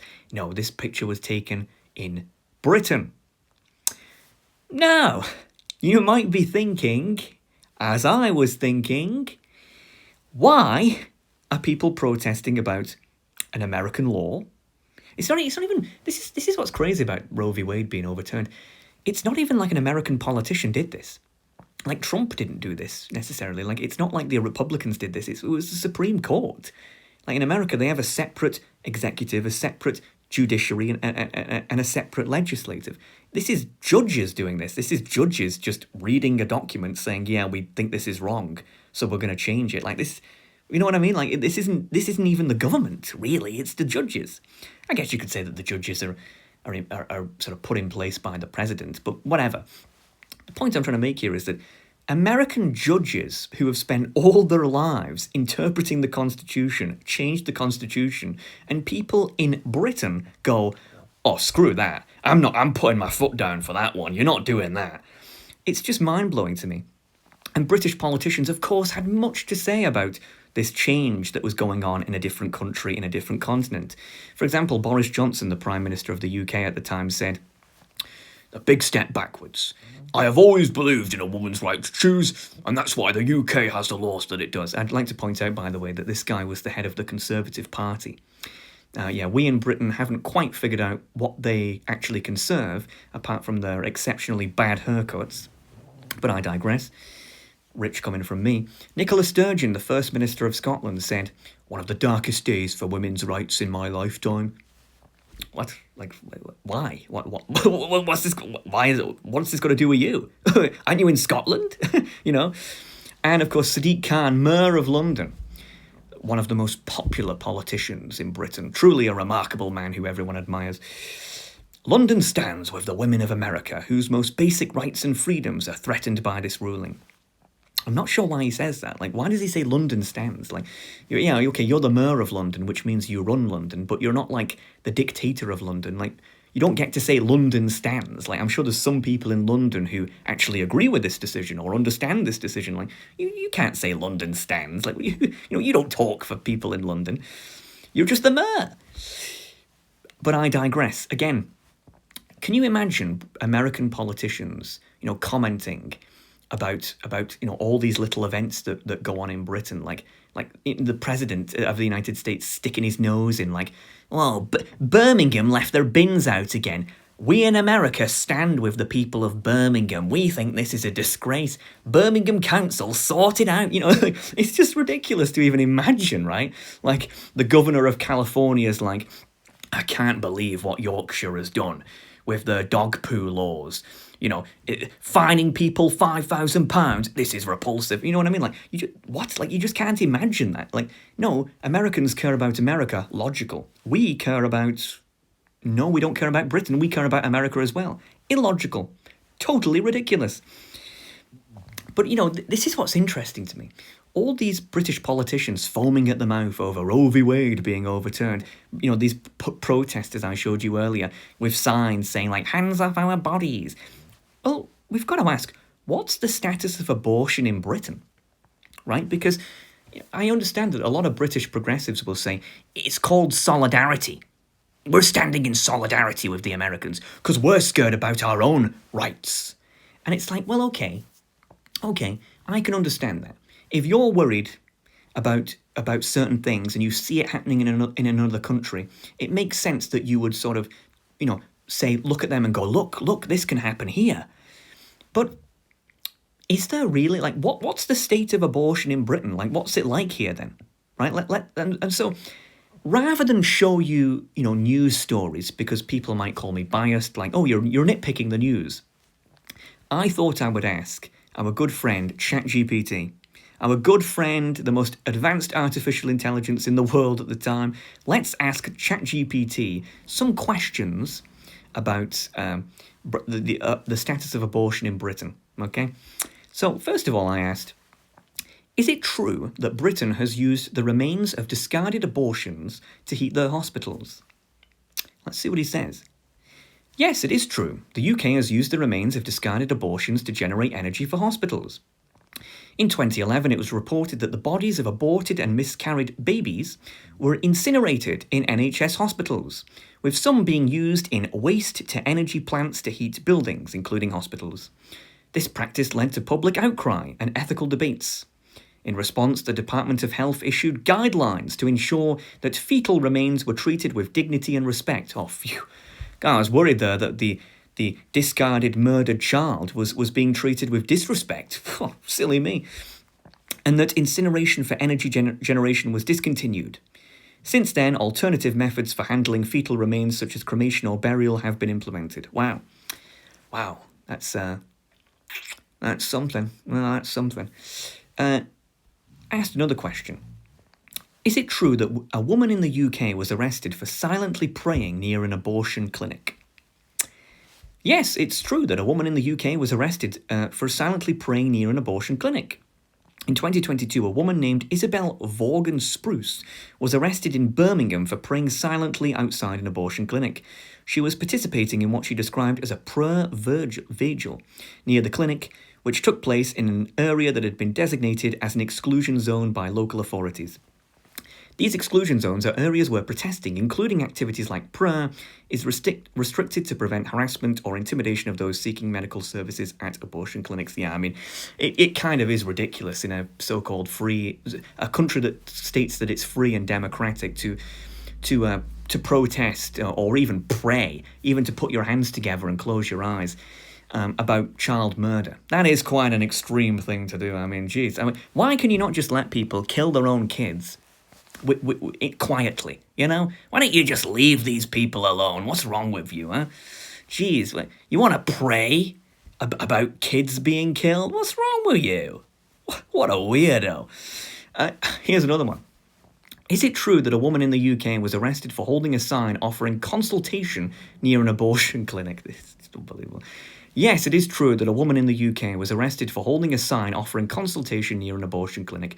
Rose Doherty, a 74-year-old grandmother, was arrested outside Queen Elizabeth University Hospital in Glasgow for allegedly breaching Scotland's abortion buffer zone legislation. She was holding a sign that read, "Coercion is a crime, here to talk only if you want," and denied any intent to harass or intimidate anyone. Despite her claims, authorities believe that there is sufficient evidence for prosecution, and she faces a £10,000 fine. Imagine a country where we have a 74-year-old woman who holds a sign that says, "Hey, it basically says, hey, are you thinking about killing your own kid? Well, talk to me about it. I'm a grandmother, and maybe you might reconsider. But it's up to you if you want to talk. I'm not going to talk to you. You can talk to me." Like, imagine a country that fines people for that. It's like, how dare you intervene on a woman's right to kill their own kid? How dare you? It's like, but they're not even intervening. They're just offering to intervene. What an absolutely mind-blowing country. But here's the last one, this one. Is it true British taxpayers are forced to fund abortions via the National Health Service? Yes, British taxpayers fund abortions through the National Health Service. Since the Abortion Act of 1967, abortion services have been legally provided in England, Wales and Scotland under specific conditions. The NHS covers the majority of abortion procedures. In 2022, 98% of abortions were funded by the NHS, with the remaining 2% being privately funded. Yeah, so what this means is, if you're a Christian, if you're a Muslim, whatever religion you have, which is the vast majority of them are going to be against abortion, screw you. It doesn't matter. According to the British state, if you will pay for abortions, whether you like it or not, the government will take your money at gunpoint if necessary. They will take your money, essentially, I mean, that's what it is, and will use this money to fund kids being killed. And there's nothing you can do about it. There's no opt-out. There's no like, hey, this goes against my ethical values. If you pay tax, that's what it goes towards. Well, yeah, that's interesting. So I guess to answer the question of what is the status of abortion in Britain, well, it seems to me like Britain is a country where all taxpayers are forced to subsidise industrial child murder, where their discarded corpses can sometimes be used to heat hospitals, and if you make a sign trying to talk people out of it, or God forbid, silently pray against it, you'll get arrested. Yeah, so that's the status of abortion in Britain right now. So I don't really understand the whole, protest thing. It kind of doesn't really make much sense to me. It's like, if anything, it seems like our country has gone too far in the other direction, where we're fining grannies, and arresting people for praying about kids being killed. I mean, you know what I mean? Like, I feel like our country has gone in the opposite direction. One of the things that people don't really understand in Britain is that the vast majority of abortions that take place, not just in Britain but worldwide, are not because the mother would die if she gave birth, or because the woman was assaulted, or because the offspring would have some terrible illness and they would die after about a week of living, or something terrible like that. No, it's done because a man was evil, and wanted to have intercourse with a woman he wasn't married to and didn't really care about and didn't really love, and the woman was stupid enough to let him have intercourse with her. I would love to see a British politician come out and say that for once, like, hey, this is actually why the vast majority of abortions take place. It's because a lot of men in our country are evil, and a lot of women in our country are stupid. That's the reason why.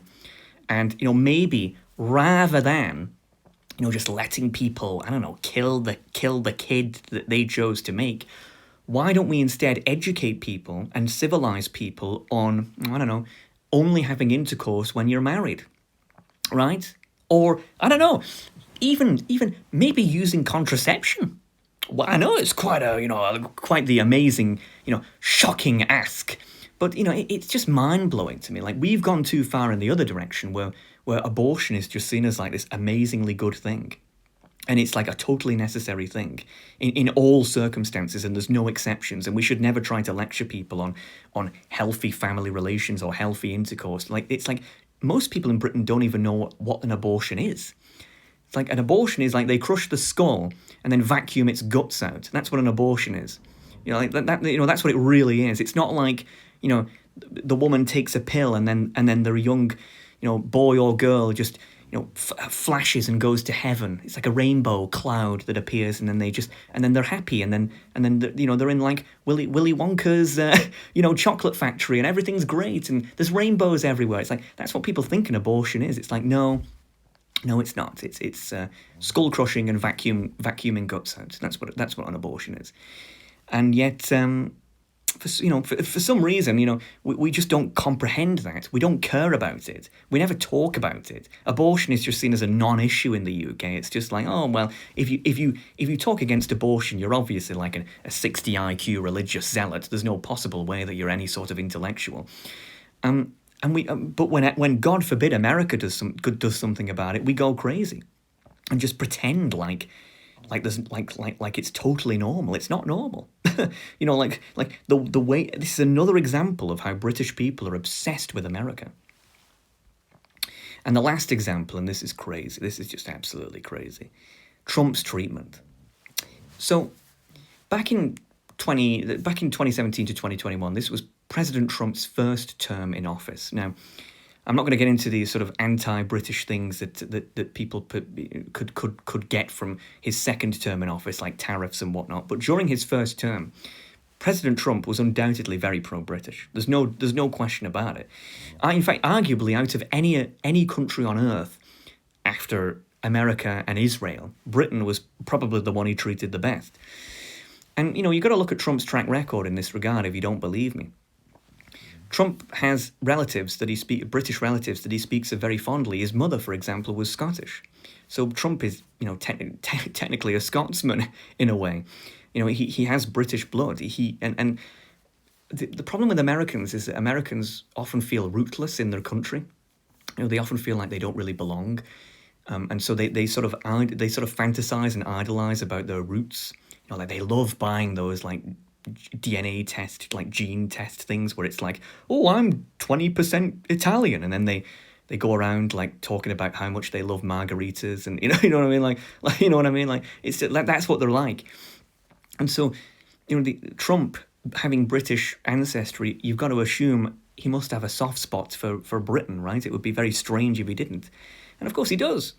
Unlike most Americans with British ancestry, he embraces it proudly. Trump's been to the UK tons of times. He's been photographed here, filmed here. The guy loves the place. I've never seen Trump say anything negative about the British people or Britain. Maybe the government, but that's just politics. But the country itself, not at all. And, it makes sense as well because he's invested a significant amount in Britain, such as with Turnberry, right? This sort of golf course. He's a boomer, right? So they love golf, right? So he's got this big golf course here that I believe he had to fight the Scottish government to in order to get. Actually, there's some drama involved in that between him and Alex Salmond. I believe they didn't get along, but that's a story for another time. Point is, though, that this is not a guy who's anti-British. This is not a guy who hates Britain. Trump, whatever you think of him, he clearly likes this country. And so in 2019, as President of the United States, it made sense that we wanted to give him a state visit. right? A state visit, of course, being the highest honour that you can essentially give a foreign leader. You come over to the country, the military sort of does a march, you get to visit all the great places, you meet the head of state, which back then was Queen Elizabeth II. You have a great time, right? It's essentially like saying, hey, we like you like us, hallelujah, right? That's essentially what it is. And this makes sense. America, the most powerful nation on earth, if you've got a guy who's very pro-British, though, you want to charm him. You want to, pragmatically, you want to bring him on our side, especially in a post-Brexit era where we've isolated ourselves from Europe. We're desperate for friends. We're desperate for trade deals. This is a logical thing to do, and the British establishment, much to their credit, understood this and acted in the British state's best interests.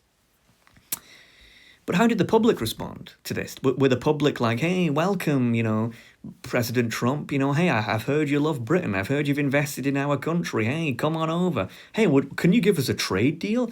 No, of course not. I mean, right, of course they didn't.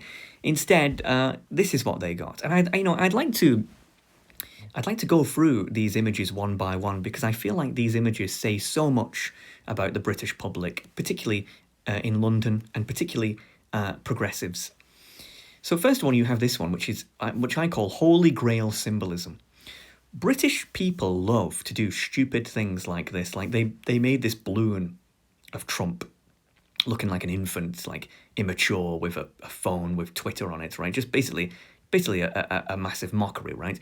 British people love to do this. Like when Liz Truss was Prime Minister, they did this thing where it's like they put a cabbage in a wig and said, who will last first, the lettuce or Liz Truss's prime ministership.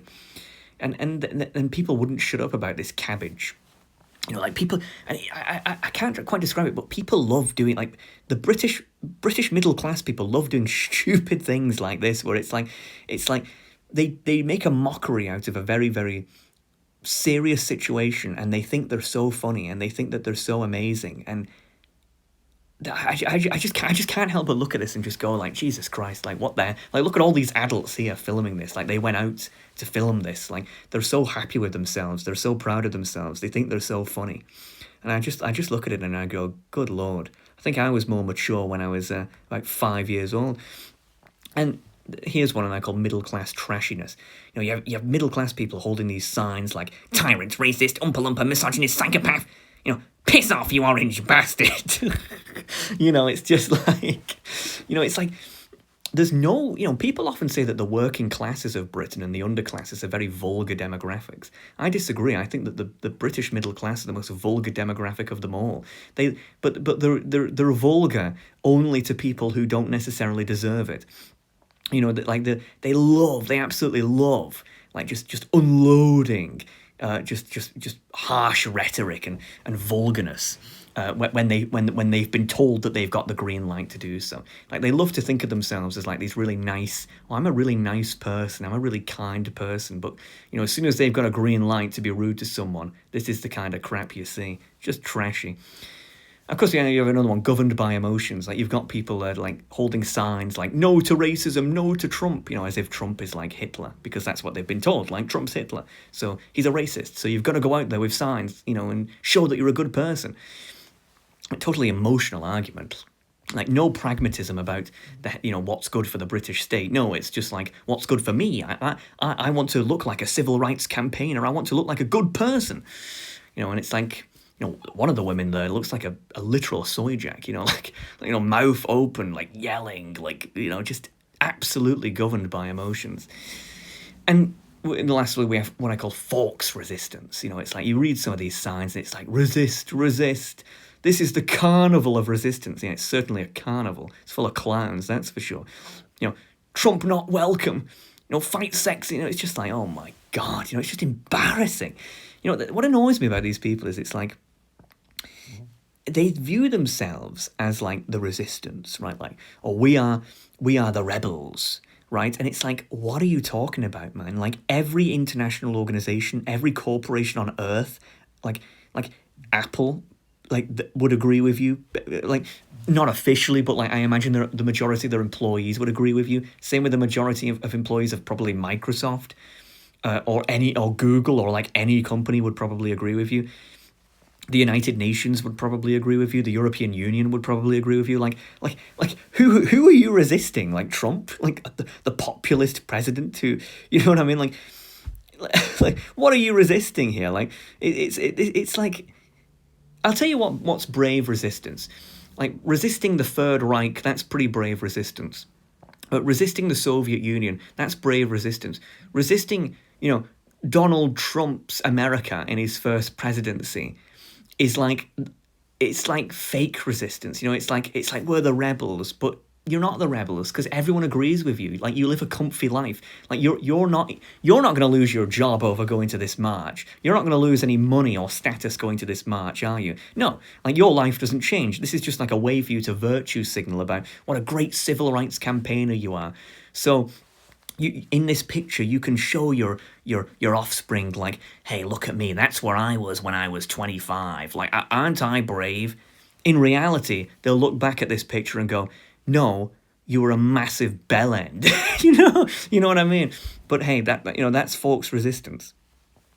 So you've got to ask, right? Like, why are the public like this? What is going on here? And I say that the British public's view of Trump is largely dictated by the American media elite, of whom, being mostly Democrats, despise him. Right, so the American media will say, you won't believe what Orange Man did today, right? And this would blast through, the British media every single day, time after time after time. And naturally, British interests are never considered relevant by such foreign pundits, because why would they be? The American media cares about the United States. They talk about the world through an American perspective, and so they're going to talk about. So they're not going to talk about Britain, right? Like why they're not going to say, well, by the way, if you're watching this in Britain, like why would they do that? Like why would they even think about Britain? They're focused on America. They're an American domestic news talking about an American domestic person, their president. So British people sort of view American news through the American media lens rather than our own lens. And what that means is that we sort of take on American news, American problems, as if we're Americans, to the point where we start to think we are American, if that makes sense. And so I call this like a slavish overwriting of priorities. Like our priority back in 2019 with the first Trump administration, with a pro-British president, would be, our national interest would be charm the guy, be pragmatic. Doesn't matter what you think about his policies in America domestically, because he's the American president. Who cares? How can he be useful to us? Can we get a trade deal with these guys? What can America do for us? What can we do for them? Let's, have a mutually beneficial transaction. But the American Democrats' interest, right, the American Democratic Party interest, of course, is, it's like, look, he went to the UK and they look at him, they made an inflatable out of him. He looks like an idiot, right? Like that's what they want from him because they want him to look bad, so then he would lose the next election, right? And many British people sided with the American Democratic Party interest, which has nothing to do with us, over the British national interest, despite the fact that they're British nationals. There's nothing wrong necessarily with having a negative opinion about a foreign leader necessarily, but the fact that so many British people, in my opinion, a majority, seemed to side more with the American Democratic Party interest than the British national interest is just mind-blowing to me. Just absolutely mind-blowing to me. It's like British people care more about looking good with the American left than the health of our own country. And Trump was even refused giving a speech to Parliament during his state visit by the then Speaker of the House, John Bercow. And I think the reason he cited for this was something like, I don't want to misquote him, but something like, because he said his racism is unacceptable or something like that. Like I don't really understand what he means by that, but or sexism, something like that. A lot of isms were tossed around, like, oh no, we couldn't think about having Trump in our grand parliament because of racism and sexism or something like that. It's like, okay, whatever. But here's the thing, right? Look back at President Obama, who was the president before Trump, from 2009 to 2016, right? Obama was a fanatically, very anti-British president, in my opinion. And you might say, well, you're going to have to show some claims for that. Well, here's the claims. Let's look at Obama's track record. Well, firstly, he removed the bust of Winston Churchill from the Oval Office, referring to it indirectly as clutter. Yeah, not exactly the most respectable thing that you can do. I mean, I have a lot of problems with Winston Churchill, but he is still viewed today, for now, as the world, Britain's greatest prime minister. So this is obviously, a sign of disrespect from Obama there. Second, he threatened that Britain would be at the back of the queue if we dared leave the European Union.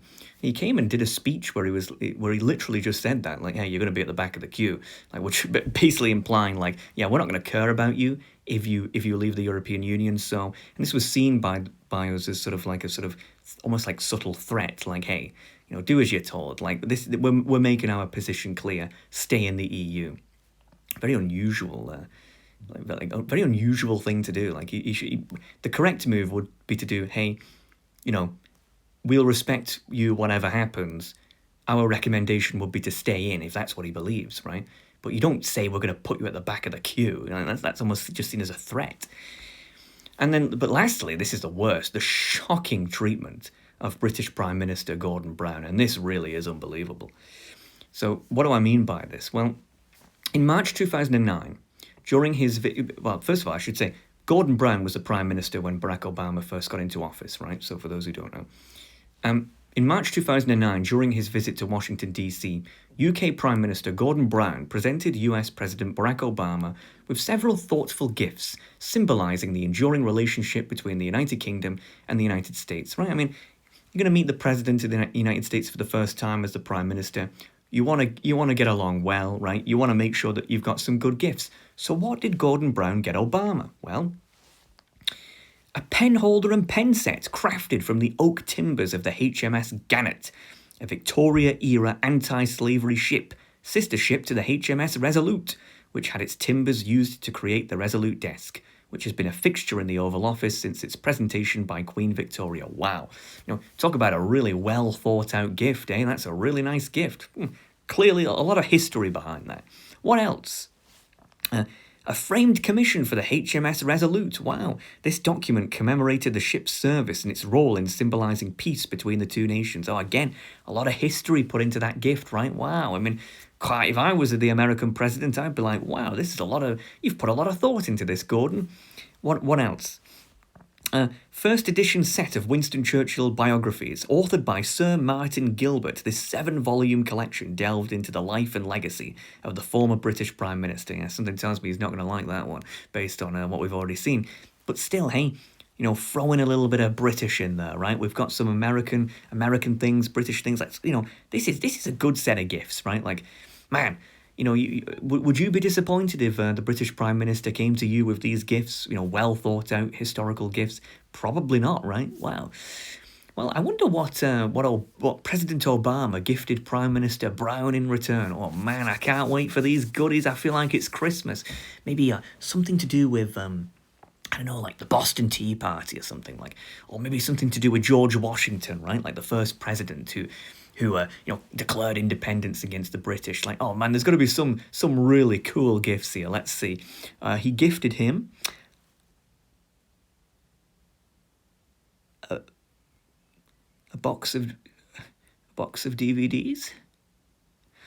In return, President Obama gifted Prime Minister Brown a specially compiled set of 25 American classic films on DVD.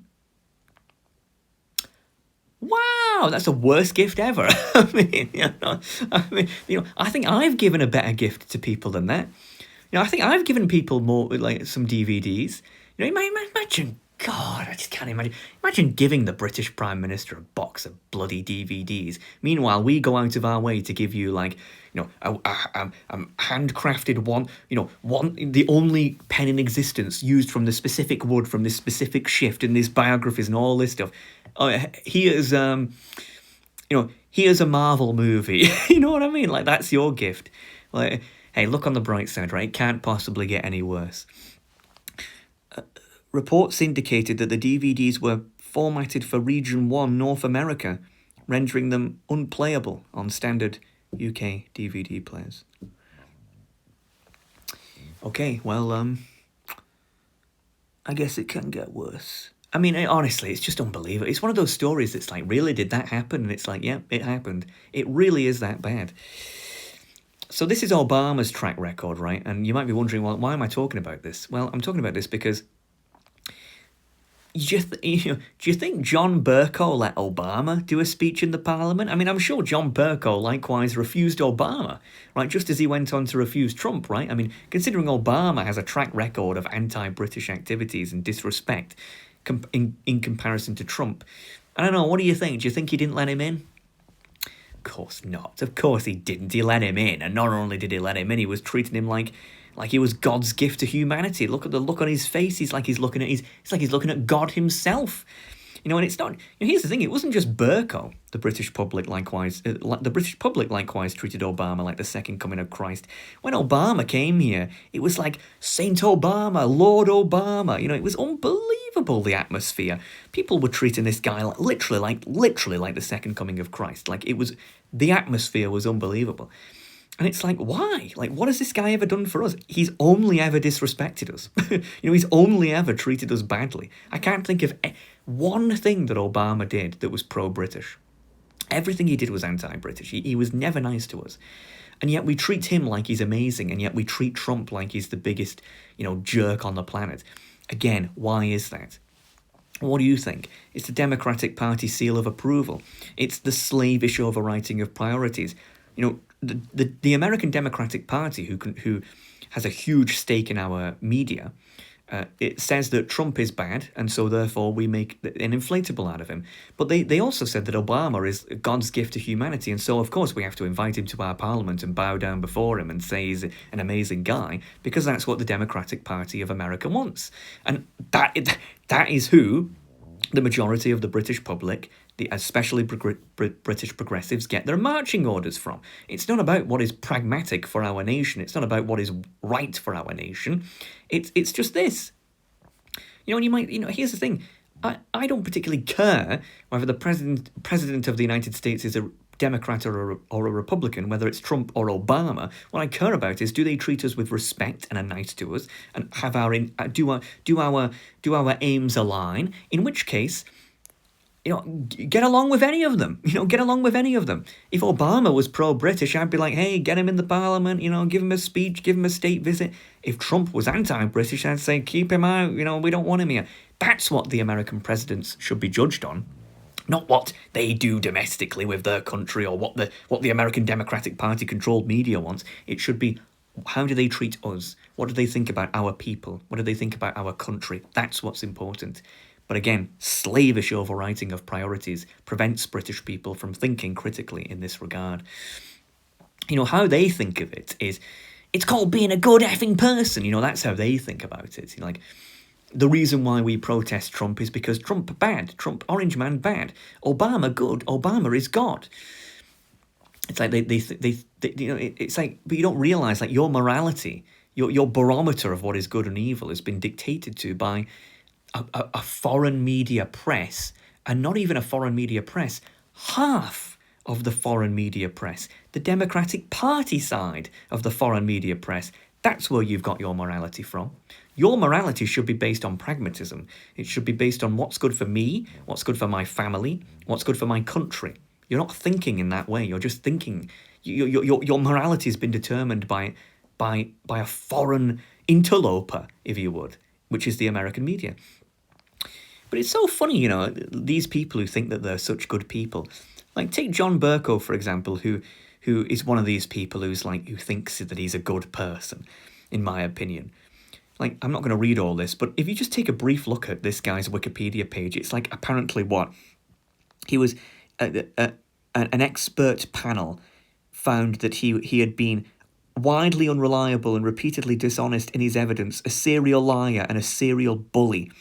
Apparently he had been treating his staff very poorly, to the point where he was suspended from his party.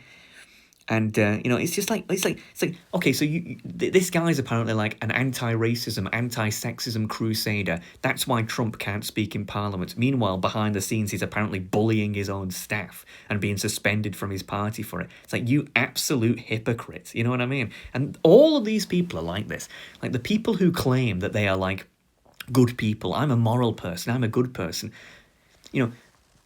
Behind the veil of social justice, there is always these sorts of people, these bullies, these awful, rude people. And I'd just like to point out one more thing about Burko. In Britain, people used to call him Burcook. And I know that sounds immature, but it is literally because his wife cheated on him. And then he blamed himself. He said, "Oh, it's because I didn't give her enough time." I mean, it's just hard. I mean, and isn't that interesting how the person who's meant to be closest to you, your wife, is a cheat? Like even she doesn't respect you. It's like that's always the case with these sorts of people, these like grandiose moral crusaders who claim that they're really like who claim that they want the best for the world and all this nonsense. It's like they bully the people below them, and the people who know them don't even like them. They backstab them and betray them because they're such poor character. Not saying that's necessarily the case with Burko, but it is interesting, isn't it? And what I say to the British people is it's time to align. By the way, the Churchill bust, Trump brought back into the White House and made a statement saying, yeah, it was pretty bad, it's back in now. Again, it's interesting how Trump is conscious about how the British, the British sensibilities to these things. It's almost like he actually admires Britain in a way. It's almost like it's in our best interests to get along with this guy. Again, it's time to align these interests. Align your personal interests with the national interests. You should judge an American president by how he treats us. Which, by the way, I say in Trump's second term, he started putting tariffs on the UK, so I say treat him with less respect now. But back in 2019, no. Like there was no reason to make that song and dance anymore. Be pragmatic, not idealistic. And if you are going to be idealistic, at least get your ideas, determined domestically, not determined by a foreign press, for God's sake. Pathetic. And so, I hope this has sort of provided an example of what I mean by America always everywhere. America is always there, and it is everywhere. British people are forgetting that they are British. They are thinking that they are American because they're exposed to too much American news. They think in American dictated ways. And it's almost like we've got some sort of national dementia where we just completely and utterly forget who we are. Here's an interesting one, an asteroid thought experiment. Let's say that an asteroid hits Manchester in the UK and Manchester in New Hampshire at the same time. Which, by the way, I think Manchester in New Hampshire is the only place on Earth that could make Manchester in the UK look good in comparison, but I digress. Let's say an asteroid hit these two Manchesters at the same time. A tragedy, right?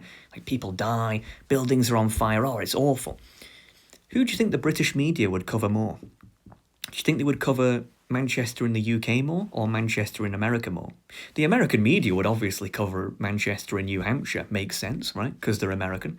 But I genuinely believe that the British media, especially those based in London, would be more interested in the asteroid in America than the asteroid in the UK.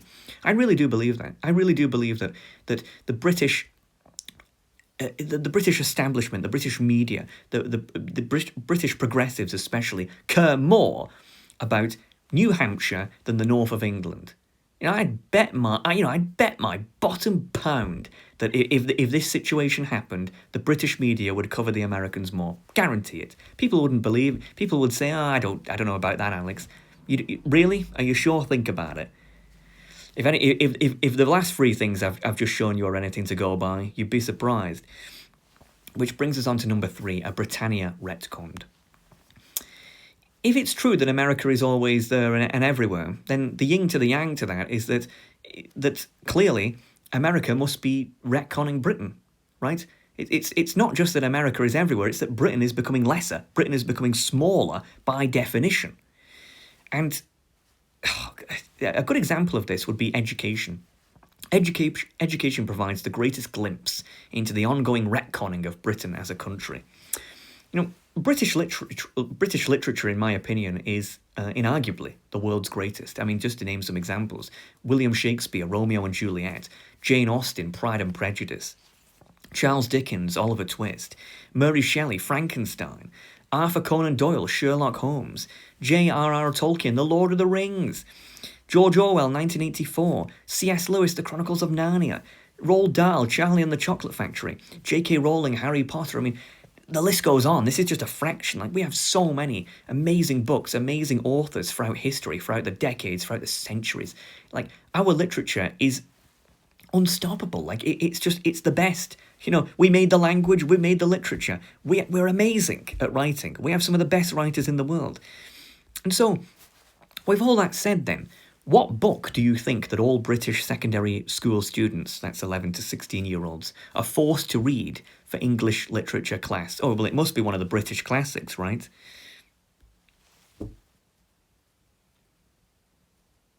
Of Mice and Men by John Steinbeck. Now, for those who don't know, why is that a problem? What's wrong with that? Well, Of Mice and Men, it just happens, is an American book written by an American author that takes place in the United States of America within the historical context of, can you guess? Britain? No, it's America. Of course it is. Right, so let's get this straight. The country that invented the English language and has some of the best literature on the planet and some of the best authors on the planet chose to make the one book that all their students read in the national curriculum an American book. It's almost hard to believe, isn't it, how absolutely stupid this country is, how Americanized this country is. I mean, it's just humiliating, it's just pathetic. My face is turning red at the thought of how stupid we are as a country. Oh, it's just an absolute joke. But you know what's interesting? I read when I was researching this, Wales to the rescue. Apparently today in England, Scotland and Northern Ireland, the students still read Of Mice and Men in high school. But in Wales, apparently they banned it. They banned the book. And I was like, wow, that's really fascinating. Like, wow, Wales of all places is like leading the way to a British revival in education, a more British focused education. Wales is typically the only thing that Wales is known for leading the UK in is poverty. So for them to actually, do something ahead of the curve, for once, is just incredible, really. It's like you've got to, hats off to them. That's what I thought originally, anyway. Then I read the reason why they banned the book being in their education, or didn't ban it but stopped reading it. Do you know what the reason was? It's racist. Oh, it's racist. That's why. It's not because... No, it's not because they wanted to replace it with a British book and de-Americanize our curriculum. No, it's because it has racism in it. And Jesus Christ. I mean, this, honest to God. Yeah. It wouldn't surprise me if we just outright phased out real English for American English at some point in the not too distant future. I remember when I was growing up, we had this handheld game system called the Game Boy Color. And I remember noticing that colour was spelled the American way, C-O-L-O-R, without the U. And I remember thinking, oh, well, that's quite rude of them. If you're going to sell a product to British people, at least use our spellings for our own language, please. But obviously it was just much more easy for them to sell us the exact same thing that the Americans were being sold, and the Europeans at large were being sold. But still, I just thought, like, I always remembered that. I remember thinking, like, kind of, it's not like a huge problem, it's not like I lost sleep over it, but it's like, I don't know, I just thought it was somewhat disrespectful to not cater to the British market in this way. And to just use the American spelling. I don't know, it's just annoying. But, you can't really blame them, really. Yeah, you can't really blame Nintendo for doing this, because if we don't even respect our own language, if we don't even respect our own culture, our own Britishness, how the hell can you expect the Japanese to do it, right? It just doesn't make sense. And not only that, but it's not just English literature. Take a look at history classes in Britain. If we take a look, for example, at two people, both who were sort of civil rights activists, William Wilberforce and Rosa Parks. William Wilberforce, of course, helping to, being an abolitionist, campaigning to end the slave trade worldwide, because he saw it as a crime against humanity that some human beings were slaves and some were free. He believed that all humans should be free. And, a parliamentarian, an Englishman, a Brit. And then we have Rosa Parks, an American woman who refused to, leave the bus, refused to give up her seat on the bus. Again, Like one of these characters is more important or should be more important to young British students learning history if they were learning about civil rights activists than the other, right? Like obviously Wilberforce is much more of an important and relevant figure to us than Rosa Parks. To the Americans, Rosa Parks is more relevant, obviously, because she is American. To us, Wilberforce is more relevant because he's British, right? Like he literally had direct influence over our country's direction. Rosa Parks didn't. And yet, who do you think is taught about in British history classes? Is it Wilberforce? Who's Wilberforce? I've never heard of him. Who? I've never heard of him. If you went around to the average 20-year-old in Britain and said, you know who William Wilberforce is, they would say, never heard of him. Is he a character from The Office? That's what they would say. You ask them, do you know Rosa Parks? They go, oh yeah, it's the woman who didn't leave the back of the bus. Yeah, I remember it now from history class. We are just a totally fake country at this point, aren't we? We're not a real country. We're just an American vassal state, just learning about Americans, renaming our streets after Americans.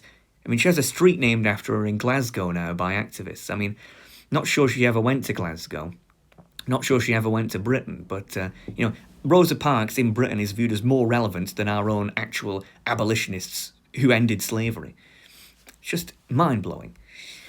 You got to look at like the old Canadian and better Canadian flag, right? Where this was their flag and they had our flag in the top left corner, which almost all British colonial entities or dominions had, like Australia and New Zealand, for example, still have it.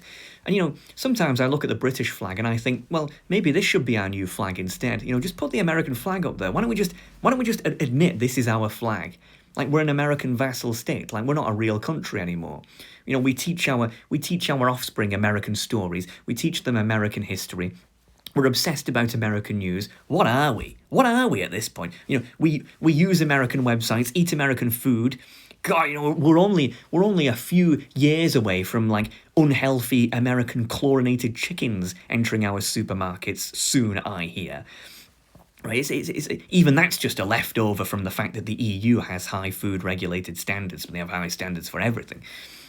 But it's just like, why don't we just admit like we're not a real country anymore, are we? Like, we're just a joke. We're just a sort of gimp of America. Just make that the flag. Why not? Just make that the flag. And what annoys me is in Britain, we have these guys, particularly where I'm from in the north of England, where if you, God forbid, you dare say the word soccer, right? They'll just come out of nowhere, these football fans, and they'll go, it's not called bloody soccer, it's called football, right? They just go crazy about it, and I think to myself, like, dude, if you cared half as much about all the other Americanisms that are going on in our country, the education system, the news, the fact that our cities are on fire and war memorials are being graffitied over an American man being killed by the American police. Like, if you cared even a fraction of a percentage about that, as you did about this, our country would be in a much more healthy state. But again, just no priorities in this country, do we? It's like just no priorities. But here's the thing, you can't poo-poo the working classes over this. You can't poo-poo the average, bald football fan guy, because it's the academics. It's the academics who are really behind this. And the person who figured this out the best is George Orwell, one of our great authors who we do not read in schools. He has some great quotes about this, such as, England is perhaps the only great country whose intellectuals are ashamed of their own nationality. Very true. It's a strange fact, but it is almost unquestionably true that almost any English intellectual would feel more ashamed of standing to attention during God Save the King than of stealing from a poor box. Absolutely true. Still true today. In intention, at any rate, the English intelligentsia are Europeanized. They take their cookery from Paris and their opinions from Moscow. Back then, when he said this, the British people looked up to the Europeans as the sort of the people to imitate. Now they look up to the Americans, the American Democrats, the progressive Americans as the ones to imitate. And so they've sort of taken the role of the Europeans now. But this is so true. The people who educate our young are so... I'd even go one step further. I'm convinced that most British academics, professors, teachers, would give up their vote in Britain if it meant they could transfer it to America. If they could vote for the American Democratic Party and give up their vote for, whatever party they vote for here, Labour, Liberal Democrats, God forbid the Greens, they would give it up. They care more about how America is ran and the outcome of American elections than they do our own. I guarantee that. I guarantee that's true. If you offered this to the British professors, the British academics, they would give away their vote and vote for Americans instead in their elections if it was possible. These people, many of these people, not all, I'm sure there's some good professors and academics and teachers, some of whom could be watching this, but the vast majority of them, in my experience, are unbelievably unfocused on the national agenda, completely ideological, dare I say captured. It's just pathetic. To give you an idea of just how terrible our country's education is, if you asked the average Englishman, what is this? What is that image? They wouldn't have a clue. They would look at that and go, I don't know, it's something from a Bible or something. Is that like Genesis or something? They just don't have a clue. That image, and I'm not going to tell you what it is. I'm not going to tell you what that is. If you don't know what that is, you've failed. You've been failed educationally. But that document there is one of the most important in British law, right? It is one of the most important, and that's law as in L-O-R-E, but also L-A-W, right? In both of them. It's one of the most important documents that we have, that founded sort of the sort of genesis of our nation. And yet most people don't have a bloody clue what it is. And it's because we're too busy educating our youth about Rosa Parks sitting at the back of the bus and crying about George Floyd. Again, it's not about disrespecting these characters, but it's about, we're a country. We have our own national agendas. We have our own priorities. How the hell are we growing up where young English people don't have a clue what this is, but they know everything about the United States? Failures. You academics are failures at educating the youth. You're terrible. Which brings us on to number 4, the American soft power zone. So this is a list of what I consider to be Western countries, and I've tried to make this a definitive list, but I just know there's going to be some guy in the comments from some country who says, "Where's my country? You missed it." And it's like, well, listen, if I remembered Malta and bloody, Greenland, but I didn't remember your country, then my apologies. But, maybe your country needs to do more to be remembered in my head, right? Because even the Vatican's there, right? So excuse me. But if you take a look at these countries here, these sort of Western countries, what do you notice about the ones in green, right? What do you notice about them? Well, these countries are the only countries that speak English as a first language, right? And this means that these countries are in what I like to call the American soft power zone. So the United States has more people than Australia, Canada, Ireland, New Zealand, and the UK combined. As a result, American exports of soft power have overwhelmed all of the other English-speaking countries due to their size difference. So music, movies, video games, books, right? Obviously, France, for example, they mostly engage in media that is French, obviously, because it's France. Same with the Germans with German. Same with the Swedish with Swedish. Whereas with us, we all share a common language, and so American media, it doesn't need a translation. It can easily penetrate into our markets with relatively little editing. And so this makes us particular victims of the American influence, if you would. We are particularly vulnerable to their gargantuan size in comparison to ourselves. We are essentially their soft power zone, primary anyway.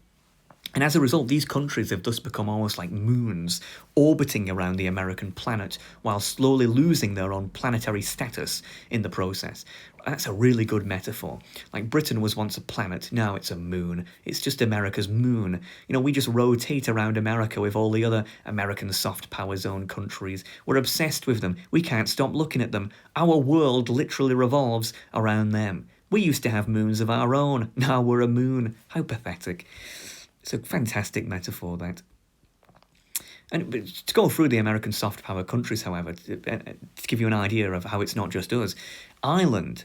I've heard from some Irish people I know that young Irish people are starting to speak with American accents as opposed to Irish accents. Maybe not all of them, perhaps, but some of them. And I said, well, why is that?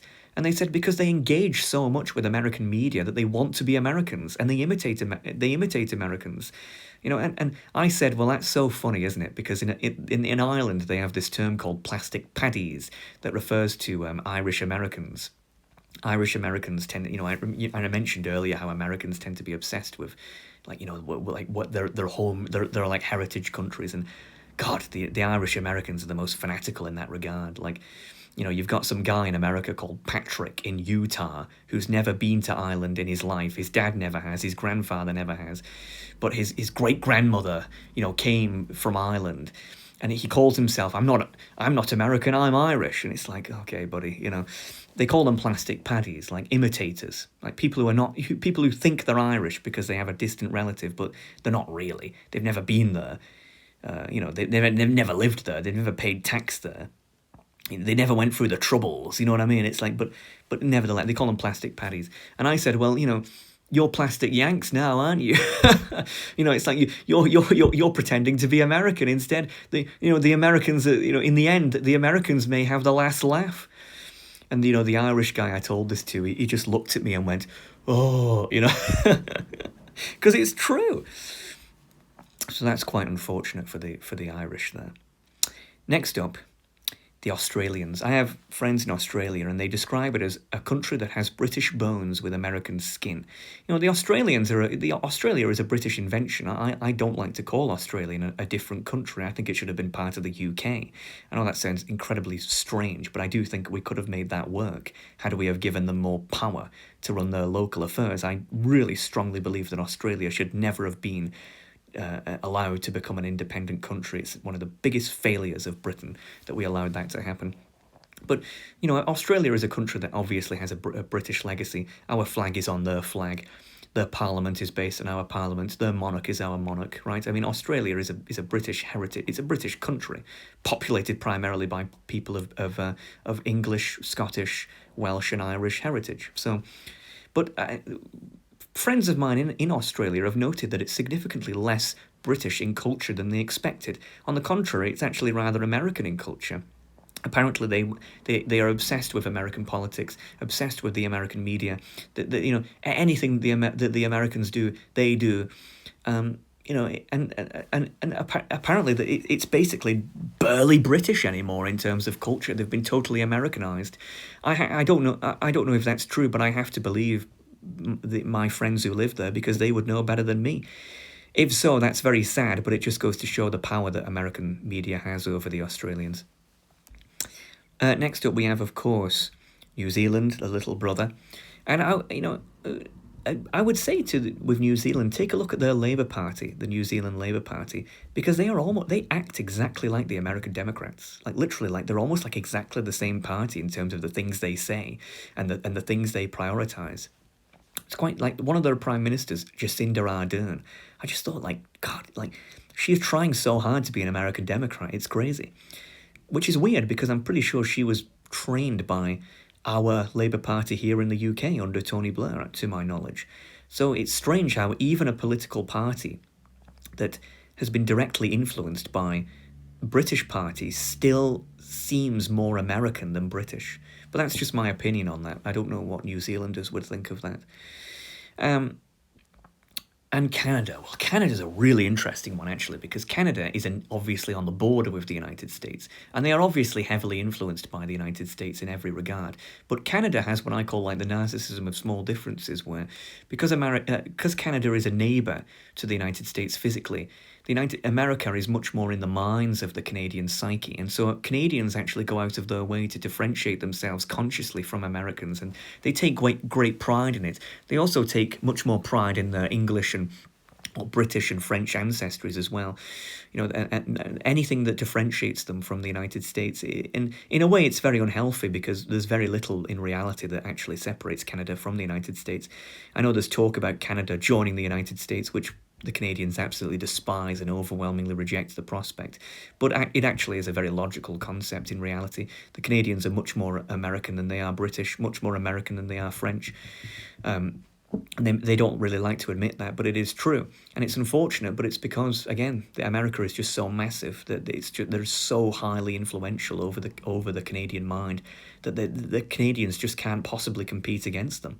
It's just a size difference. And Canadians, if they want to reverse that, they should get closer to the UK, get closer to us, get closer to France as well, and sort of become more Europeanized. If that's what they would prefer. But it's almost laughable really for the Canadians to pretend as if they're very different from the United States in culture, because it's just impossible for them to be. Like, the differences between you and them are so marginal and so exaggerated that it's funny. But of course, the ultimate victim of this really is the UK.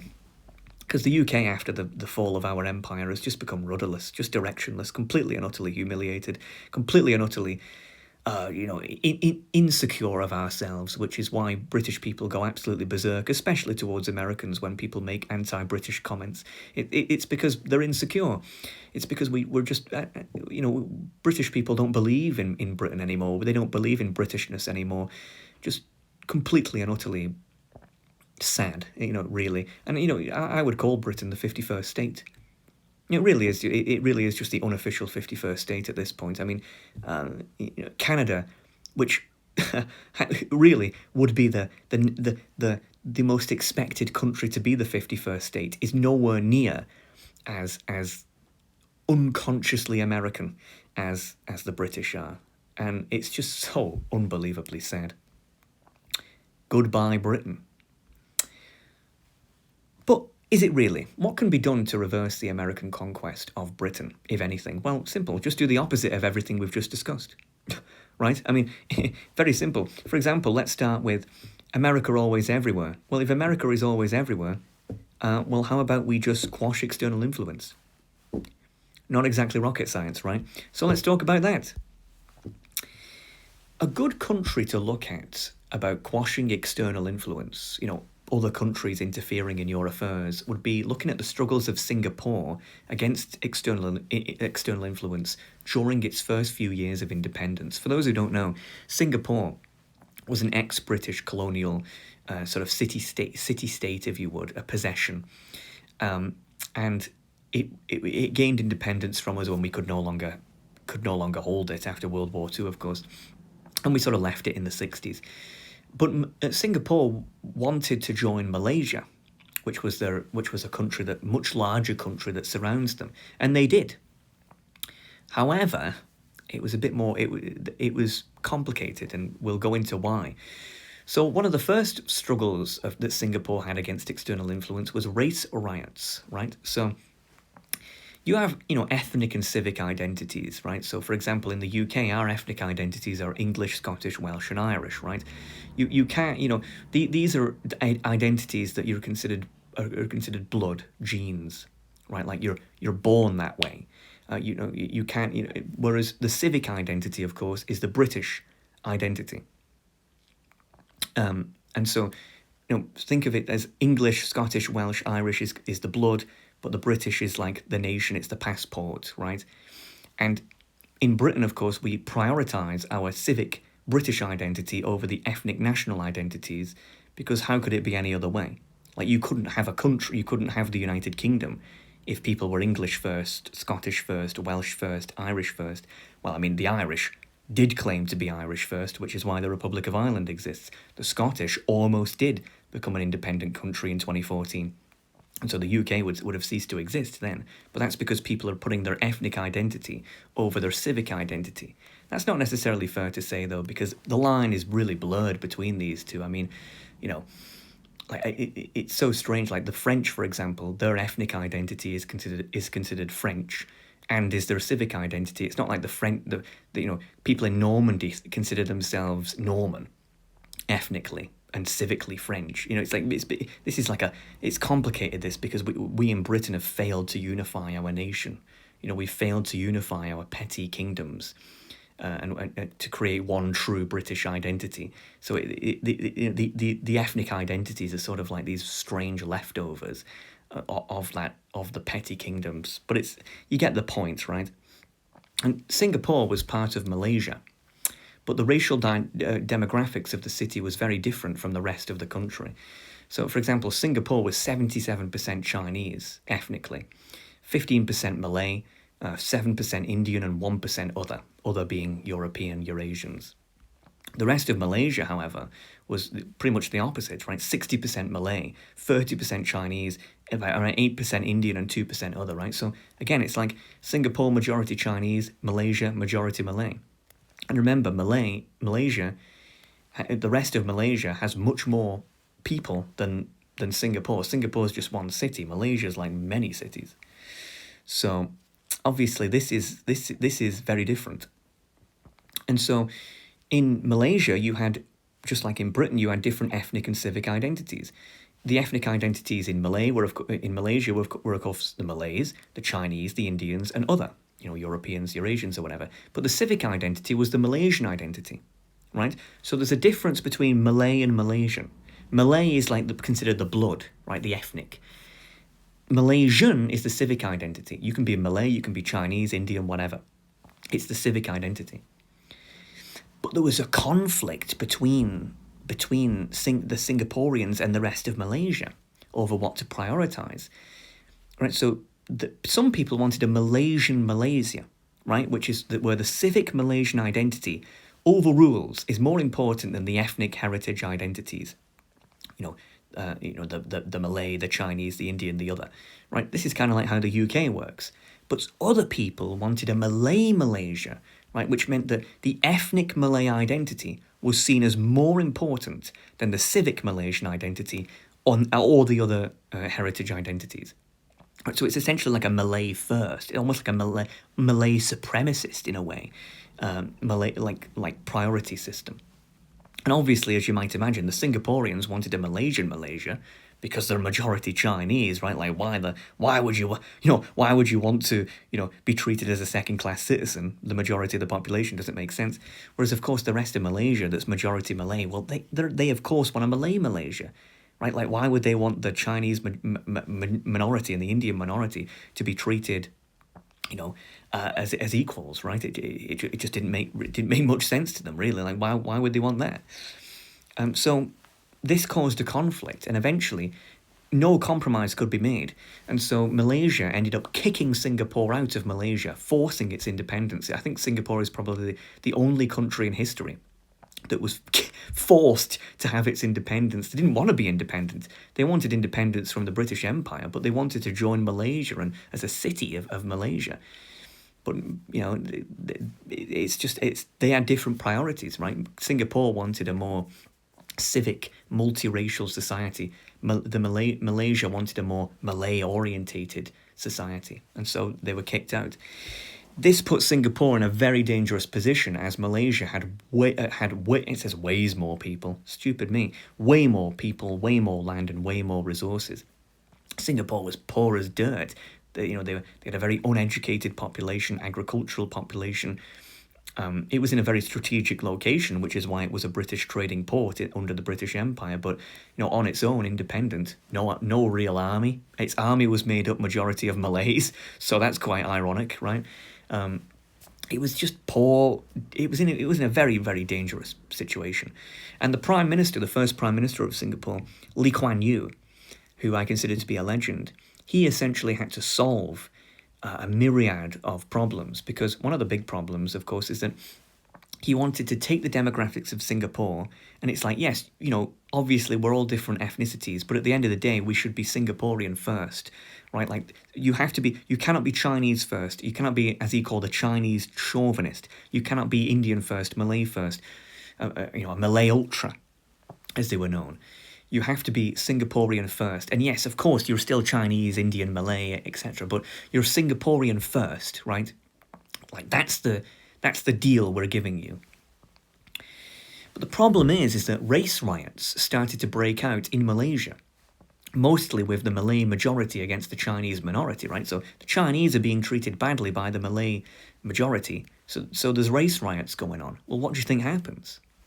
Well, people in Singapore, the majority Chinese, it led to race riots in Singapore as well as a response to what was happening in Malaysia, but in reverse, right? So the Chinese minority is being treated badly by the Malay majority. Well, the Chinese majority in Singapore is then going to start treating the Malay minority badly, and vice versa. So basically, Singapore was having race riots because of things that were going on in other countries, right? Kind of just like the UK, in a way, in 2020. And the Singapore government had a response to this, and the response was very simple. It was two things. First, detain those importing foreign conflicts without trial. If you go around, smashing up your fellow Singaporean citizens because of what's going on in another country, we're going to detain you. We're not going to give you a trial. We're just going to detain you. You're guilty. End of story. Next, we're going to limit the circulation of foreign media with non-aligned aims. We're not going to allow, because for example, Malay ultras in Malaysia, they would send newspapers to Singapore, basically trying to rile up the Malay minority against the Chinese majority. And, at the same time, the Chinese communists would do the same thing, like bringing newspapers from China and radio broadcasts from China into Singapore, trying to rile up the Chinese population, saying like, the government and Lee Kuan Yew is a British imperial servant and all this sort of stuff, right? So you have all these sort of foreign external influences trying to corrupt Singapore and take it over. And so Lee Kuan Yew wasn't having any of it. And, of course, the Western press were outraged by these two things. They said, detaining people without trial is against fundamental human rights. Freedom of press is a basic hallmark of a free society, And Lee Kuan Yew basically just turned around and said, look, we have different countries. Like, you're judging me through an American lens or a British lens. Like, our country is like filled with communist insurgencies. We have race riots. We're poor as dirt. We don't have an educated population. Like, you can judge us for what we're doing, but like, we're in a different scenario. Like, I have to take drastic action to prevent the country from falling apart and becoming a failed state. Like, don't start judging us based on your like standards. Like, you've been around for centuries. We've been independent for a few years. But it wasn't just that he said. He said, we have a different culture. We're not Western. We're not liberal. We're Eastern. And we're Confucian. And that's a big difference. Because you see, in Western liberal culture, the individual is more important than the collective, right? And that means that, whereas in Eastern Confucian culture, it's the opposite. The collective is more important than the individual. So in the West, the government cannot impede individual rights, even if it results in a better collective, right? Because the individual is the most important thing. You can't oppress the individual on behalf of the collective. The individual must have freedom and rights. Whereas in the East, they don't care about that. The government can impede individual rights if it results in a better collective, right? This is a huge difference between the way that the Singaporeans think and the way that the British and the Americans think. And I think, in my opinion, they're right and we're wrong. Right? I think their system is much more prosperous in creating a better, more harmonious society. And if you don't believe me, if you scoff at that and go, really? Well, I would accuse you of having some imperial arrogance, dare I say. But let's compare how the Singaporean government handled their riots. The Singapore government, again, it detained those importing foreign conflicts without trial. What were the consequences of that? Well, a quick and effective return to law and order was given to the innocent masses to get on with their lives. No buildings being set on fire, no mass arson, no getting punched in the face for not being the right race, in terms of whoever the hell's trying to beat you as a result. Many citizens started to respect their government for handling the situation well, inspiring feelings of trust and safety. Right? People looked at how quickly the government cracked down on these riots and said, great, I feel comfortable living here. I can make something for myself here. My family's safe here. I don't need to flee. Punishment and rehabilitation was given to those who committed crimes, right? Simple punishment, simple rehabilitation, get back in society, be on your best behaviour, do what's right, restore discipline.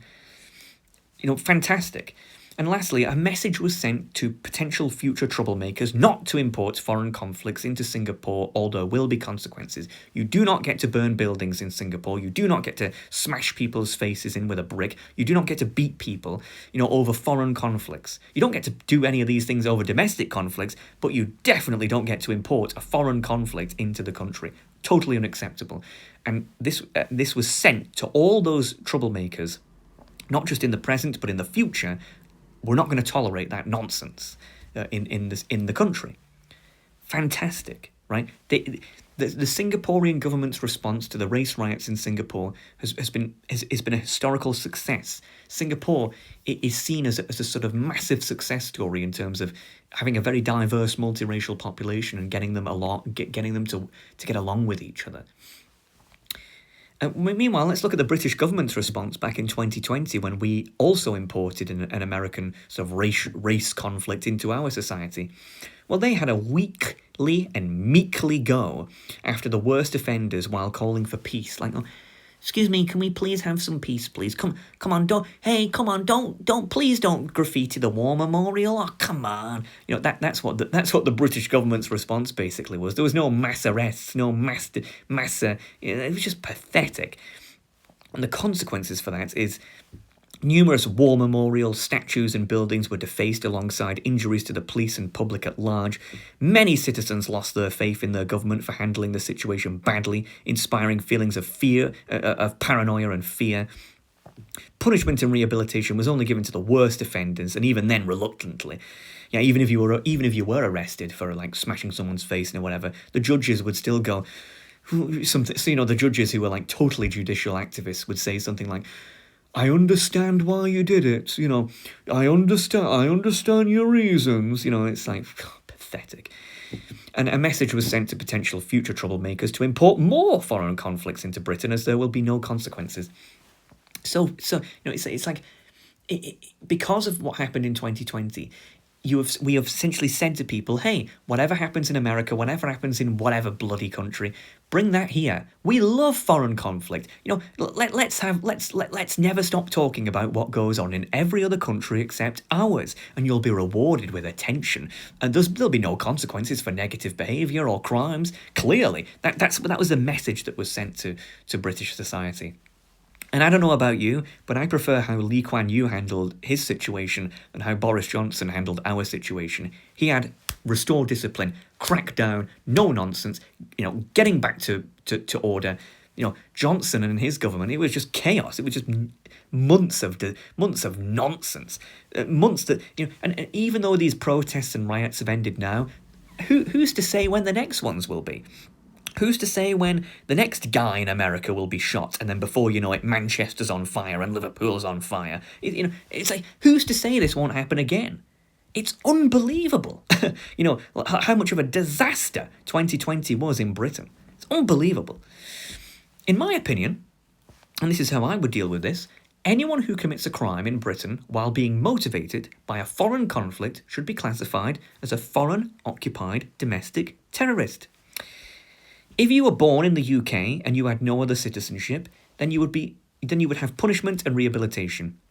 If you start, smashing up war memorials and punching people in the face, or because some guy in America got shot, you will be put in prison, and then we will rehabilitate you. We will not let you out of prison until you have a nationalised mind, shall we say? You realise, you are a British person. You should prioritise our country. You shouldn't react in such a fanatical way to foreign conflicts. If, however, you were not born in the UK or you have another citizenship, then you should have punishment and deportation.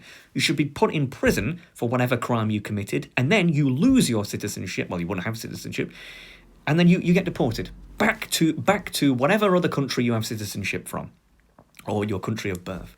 We should not put up with people prioritising foreign conflicts, treating our country as some sort of arena, like some Roman Colosseum, to settle, foreign conflicts or to settle some chip on their shoulder. What are you talking about? We're a country. This is Britain. This is a country. We have our own problems. We don't want your problems in Britain, whether it's America or any other country. And this is the only way to deal with it. We punish and rehabilitate our own people, and we punish and deport those who can be. This is otherwise our country is going to be like the United Nations. It's going to be like the Grand Assembly, the General Assembly. It's just going to be like it's just going to be like madness,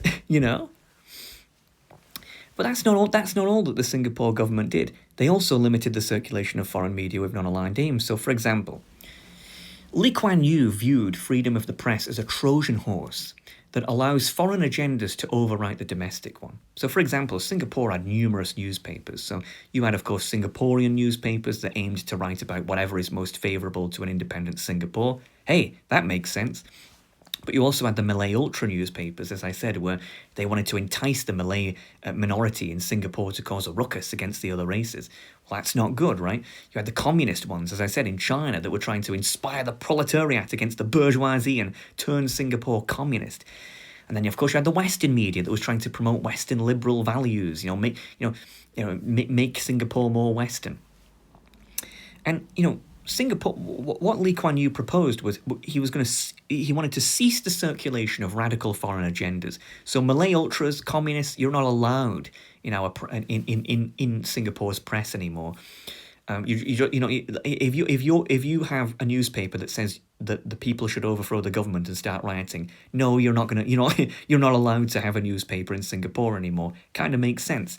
But he also said, limit the circulation of lenient foreign agendas. So the Western media, we're not going to ban it, we're just going to limit the circulation. Oh, okay, you sell 10,000 newspapers today? Well, now you're going to sell 1,000, let's say.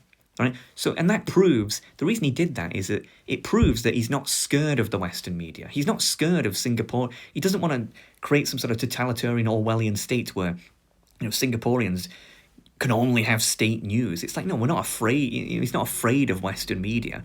It's more so that, if you're going to lie about our government, if you're going to, try to interfere in Singapore's affairs, well, we're not going to allow that. But we're not scared of you. It's more like we're just not going to tolerate that. His point of view could basically be summarised like this. Your journalists can freely come to Singapore and tell your people about our goings-on, so long as you don't lie about us.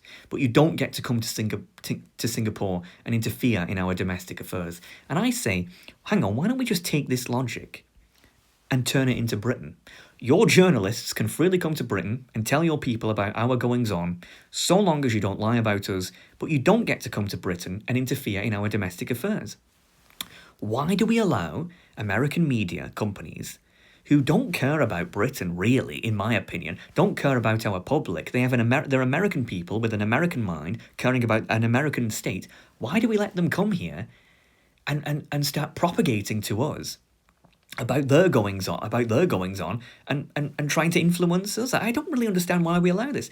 Here's an example of what I think. Sky News. Like, Sky News is one of the biggest news channels in the UK. Like, everyone knows Sky News. And, they always have British news anchors on, it's always like some, British people talking about the news. But what not a lot of people know about Sky News is a subsidiary, and it's owned by Comcast. And people in Britain don't have a clue what Comcast is. They're like, Comcast, never heard of it. Comcast is a very well-known company in America.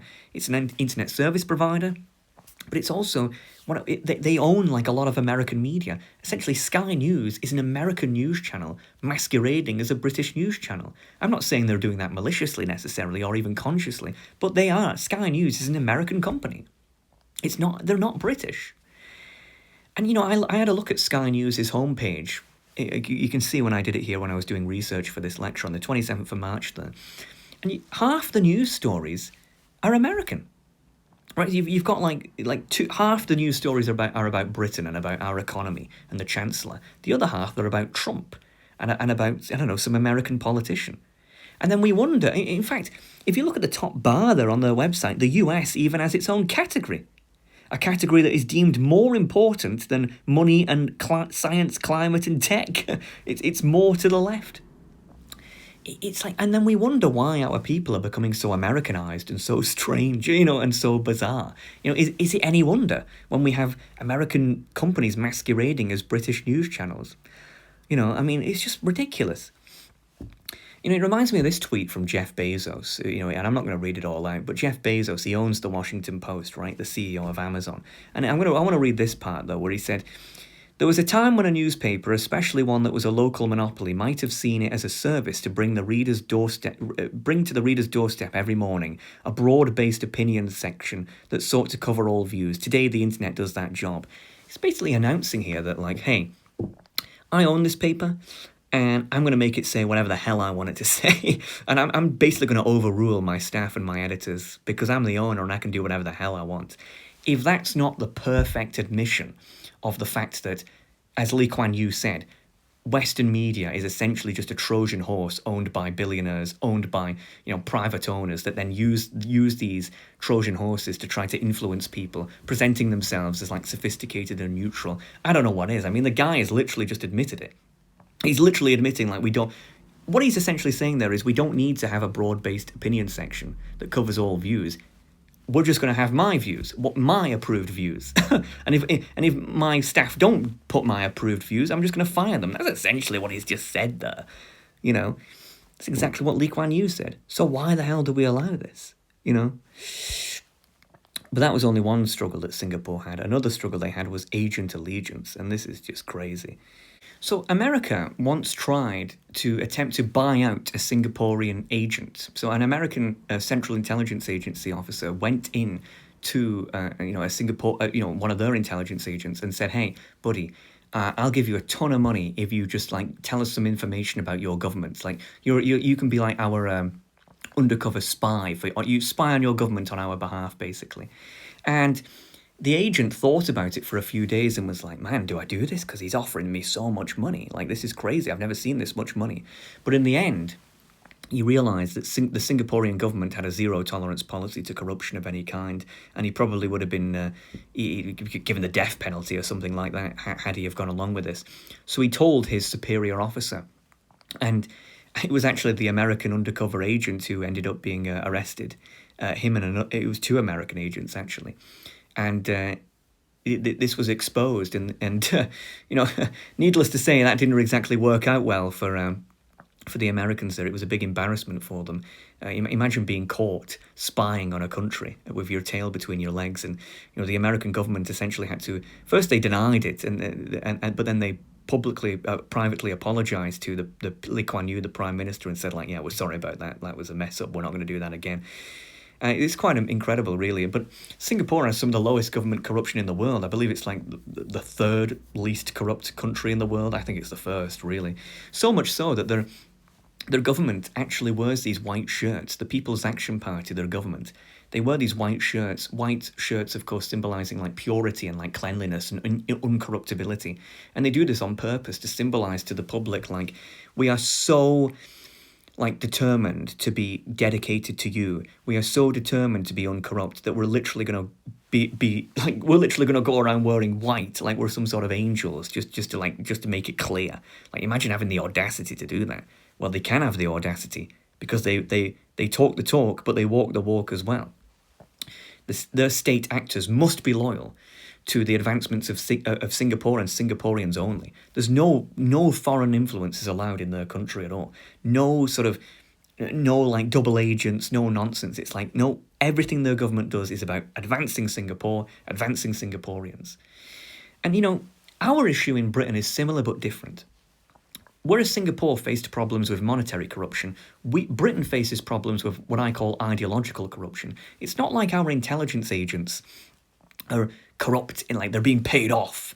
No, it's not like that. It's more that I think they've been corrupted by a foreign ideology, American progressivism, and many of them I don't even think realise it. Ideological corruption is when people in national positions of power seem to act in the interests of an ideology first, and in the interests of the nation second, if at all. So they've been corrupted by a foreign ideology, whether they're aware of it or not, and they use their power and influence in their job to either spout the rhetoric or act in either symbolically or actionably for that ideology and masquerading as if it's in the interests of the nation. I'm going to give an example. In Britain, we have an intelligence agency called MI6. It's like our spy agency. It's like our CIA in a way. And they have a headquarters. It kind of looks like this, but not really. We'll see it later. And they have a flag on the headquarters, and the flag usually is the British flag. No surprise there, considering it's a British intelligence agency. But, you know, at one point, they actually replaced the British flag on the building with a different flag. Can you guess what that flag was? It was a transgender flag. So let's get the British intelligence agency MI6 put the transgender flag on their headquarters. Now, I don't care what your views on transgenderism is, but you cannot say to me that transgenderism is not a controversial thing in the UK, a controversial topic. This is not something that has 100% approval rating or 0% approval rating. This is something that is heavily debated, heavily controversial. And so for our intelligence agency to essentially ignore the British public sentiment and ignore the fact that this is controversial and just say, well, actually, screw you. We're gonna put this ideology on the flag on our headquarters, almost as if it's been conquered in a way by this ideology. That is an example of what I mean by ideological corruption. They're ignoring the British public. They're ignoring the people. They're saying, nope, we know better. The ideology knows better. We put this ideology first above the nation. To take down the national flag and put that flag there, even for just a small amount of time, proves ideological corruption, in my view. And you know, this guy here, Richard Moore, this is the head of MI6. And you can see this is his Twitter profile. That's the building, by the way, in his banner, the headquarters of MI6. Now, putting aside the fact that the head of Britain's spy agency has a Twitter profile, which is really stupid in of itself, if you really think about it, I just want you to pay attention to the fact that this guy has pronouns in his Twitter bio. Now, let me just repeat this. The head of MI6 has pronouns in his Twitter bio. The guy who's the head of all our spies believes, clearly, I mean, he must believe it, otherwise why would he put it there, in needing to state his gender. Because, wow, thanks, Richard, I had no idea you were a guy, I thought you were a woman. I've met loads of women called Richard. You know, I mean, it's like... And I just want to go a step further with this. I had to look at this guy's tweets while I just happened to get this screenshot, and look what he's tweeting about. This is the last tweet he made when I saw this. This International Women's Day, MI6 pledges to ensure that our brilliant female staff of now and the future can thrive with us. No one gets a job in MI6 except on merit, but we men as allies, that's such an interesting term, as allies, can help our female colleagues achieve the success their talent deserves. We have yet to have a woman in chief, so there's still a glass ceiling to shatter. #accelerate action. Now, I know that many people will just say, oh, who cares, Alex? This is boring. Like, this is something from, 2015. This is just woke garbage. Hang on a minute, though, because this is interesting if you read between the lines and you understand anything about sociology. Because allies, as a man, calling a woman allies... If you read between if you know sociology and you read between the lines, that's a Marxian power dynamic. That implies that Richard Moore, either consciously or subconsciously, views men and women in a dominance hierarchy struggle. We're not two sides of the same coin who complement each other. We're in a competition, and so men, progressive men, good men, have to be allies to women and help women thrive and break the glass ceiling. And we must accelerate action. Right? This is a very communist Marxian view. I know it sounds ridiculous to say that the head of MI6 is a bloody Marxist and a communist. And I'm not necessarily saying that. But I am saying that this sort of rhetoric, if you know anything about sociology at all, if you know anything about Marxism, if you know any cultural Marxism, that is, not economic OG Marxism, if you know anything about cultural Marxism, you'll know that it's all about power dynamics, oppressors, oppressed, men are the oppressors, women are the oppressed, And so, it's so interesting that the head of our spy agency is calling men allies to women. That is literally like something out of the bloody Soviet playbook. And this guy's the head of our spy agency who is meant to, sort of infiltrate countries on our behalf to make sure we don't get infiltrated. and his mind has seemingly been infiltrated. I mean, this country is just absolutely, it's such a joke, man. Like, this is, I mean, oh, God, I've got to move on. I feel like I'm going to have a stroke. British agencies, let's just get to the point. British agencies need to be completely remade, ensuring henceforth that no political ideology is dominant within its ranks other than the pragmatic service of the people at large. If I was Prime Minister, I would get rid of MI5, MI6. I would just get rid of them. I'd just say, look, these, at this point, when the head of the agency is using cultural Marxist terminology subconsciously or consciously, there's too much rot. Like, you can't fix this. You cannot fix this. It has to be just completely remade, like a phoenix rising from the ashes. You need completely new agencies. The Americans also have this problem, by the way, because this sort of cultural Marxism was from the Soviet Union and then put into the United States intentionally to destabilize the society through the long march through the institutions. I'm not going to go into this because I'd be here forever, but if you know anything about sociology, you'll know this is true. And then from the Americans, we've picked this up, right? So, but the Americans have this problem as well. Like, I know that in their National Security Agency, they had like their agents talking about like how they like to have intercourse and what they're into when they're meant to be like working. Like they found like entire forums from their agents talking about intercourse. Like what's going on here? Like, they have this problem as well. We have this problem. Like, the Americans got this from the Soviets. We've got it from the Americans. The only way to fix this is like complete, like, scorched earth British institutions, make them from scratch.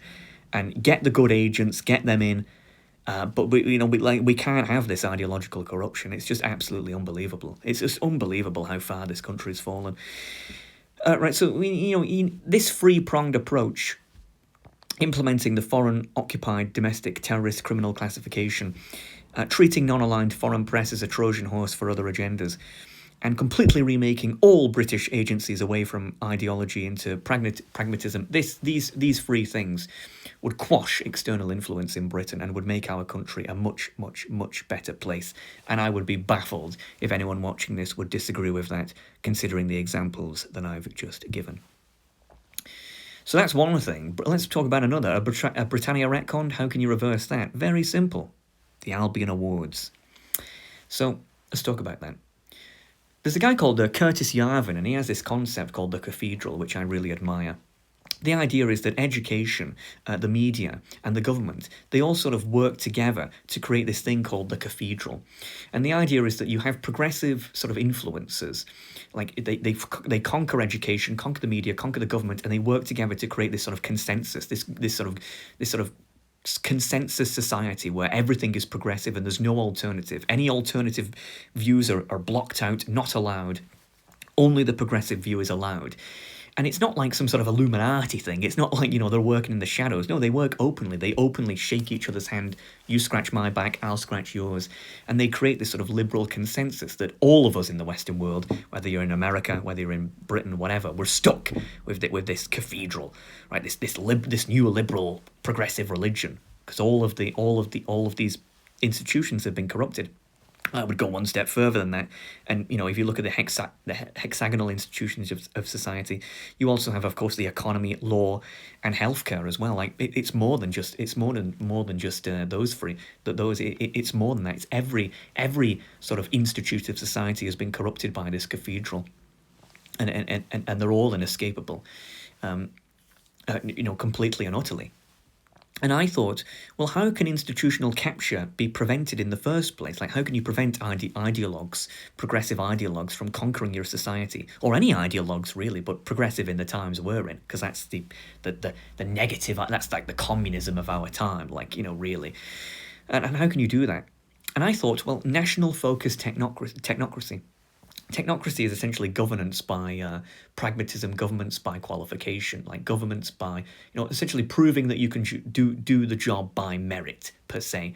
And national-focused means exactly that. So I noticed that most academic topics are non-subjective. Mathematics, science, geography, IT, PE, doesn't matter where you're taught these. 1 + 1 is 2, whether you're in the UK or India or America. The Earth is still is a globe, whether you're in, Cyprus or Malta. You get the point, right? Like, they're non-subjective. And so you can teach these topics in a universal way with universally transferable qualifications across the globe. GCSE, A-level, bachelor's, master's, doctorates, keep them exactly the same. There's no need to change them. Well, there is. I mean, I absolutely can't stand these qualifications. I would make them much more simple and easy to understand than that. But nevertheless, some academic topics are subjective, like English literature, as we've gone through history, as we've gone through political governance, law, and sociology, of course. These can be taught in very different ways, and they can be given a national slant. I mean, if you are taught English literature in the UK, you should read British books. Same with our history, you should read British history. You should learn about how Parliament works, not how Congress works. You should learn British law, how our laws work. And of course, you should learn sociology that's relevant to Britain, such as, for example, the class system rather than racial identity politics, because class is much more important in Britain than race. These things, you could teach them in a national way, with nationally specific qualifications as a reward that I call the Albion Awards. So you have a bronze, silver, gold, platinum, and diamond Albion Award that are the equivalents of their traditional qualifications. And these Albion Awards are awarded to subjects that have a subjective British slant to them. To be clear, I'm not saying propaganda. I'm saying that this is relevant to our country and only our country, right? Like, if you learn English literature and you're learning about British books, can't imagine the Americans are going to care much about that. But we will, because if you're going to learn about British law, you can be a lawyer in Britain, probably can't be in America. This makes sense, right? So it's a national-focused qualification. It should have a completely different, nationally focused rename. Well, what's the point of that? Very simple. In order to work in certain jobs, you have to have an appropriately matched Albion Award. For example, if you want to be a primary school teacher, you've got to at least have a silver Albion Award in any topic, history, English literature. You've got to prove that you have some sort of knowledge about the bloody country that you want to teach in. Secondary teachers more strict, university professors way more strict, like the strictest. Like, you should have a PhD in something that has a British relevance. Obviously, you don't really need to have a PhD in British history if you want to teach mathematics, right? You know what I mean? But you get the point I'm trying to make. You want to be a television personality, you want to be on TV, same thing. You better have a Sylvian Albion Award. Newspaper columnist, gold. Newspaper editor, platinum.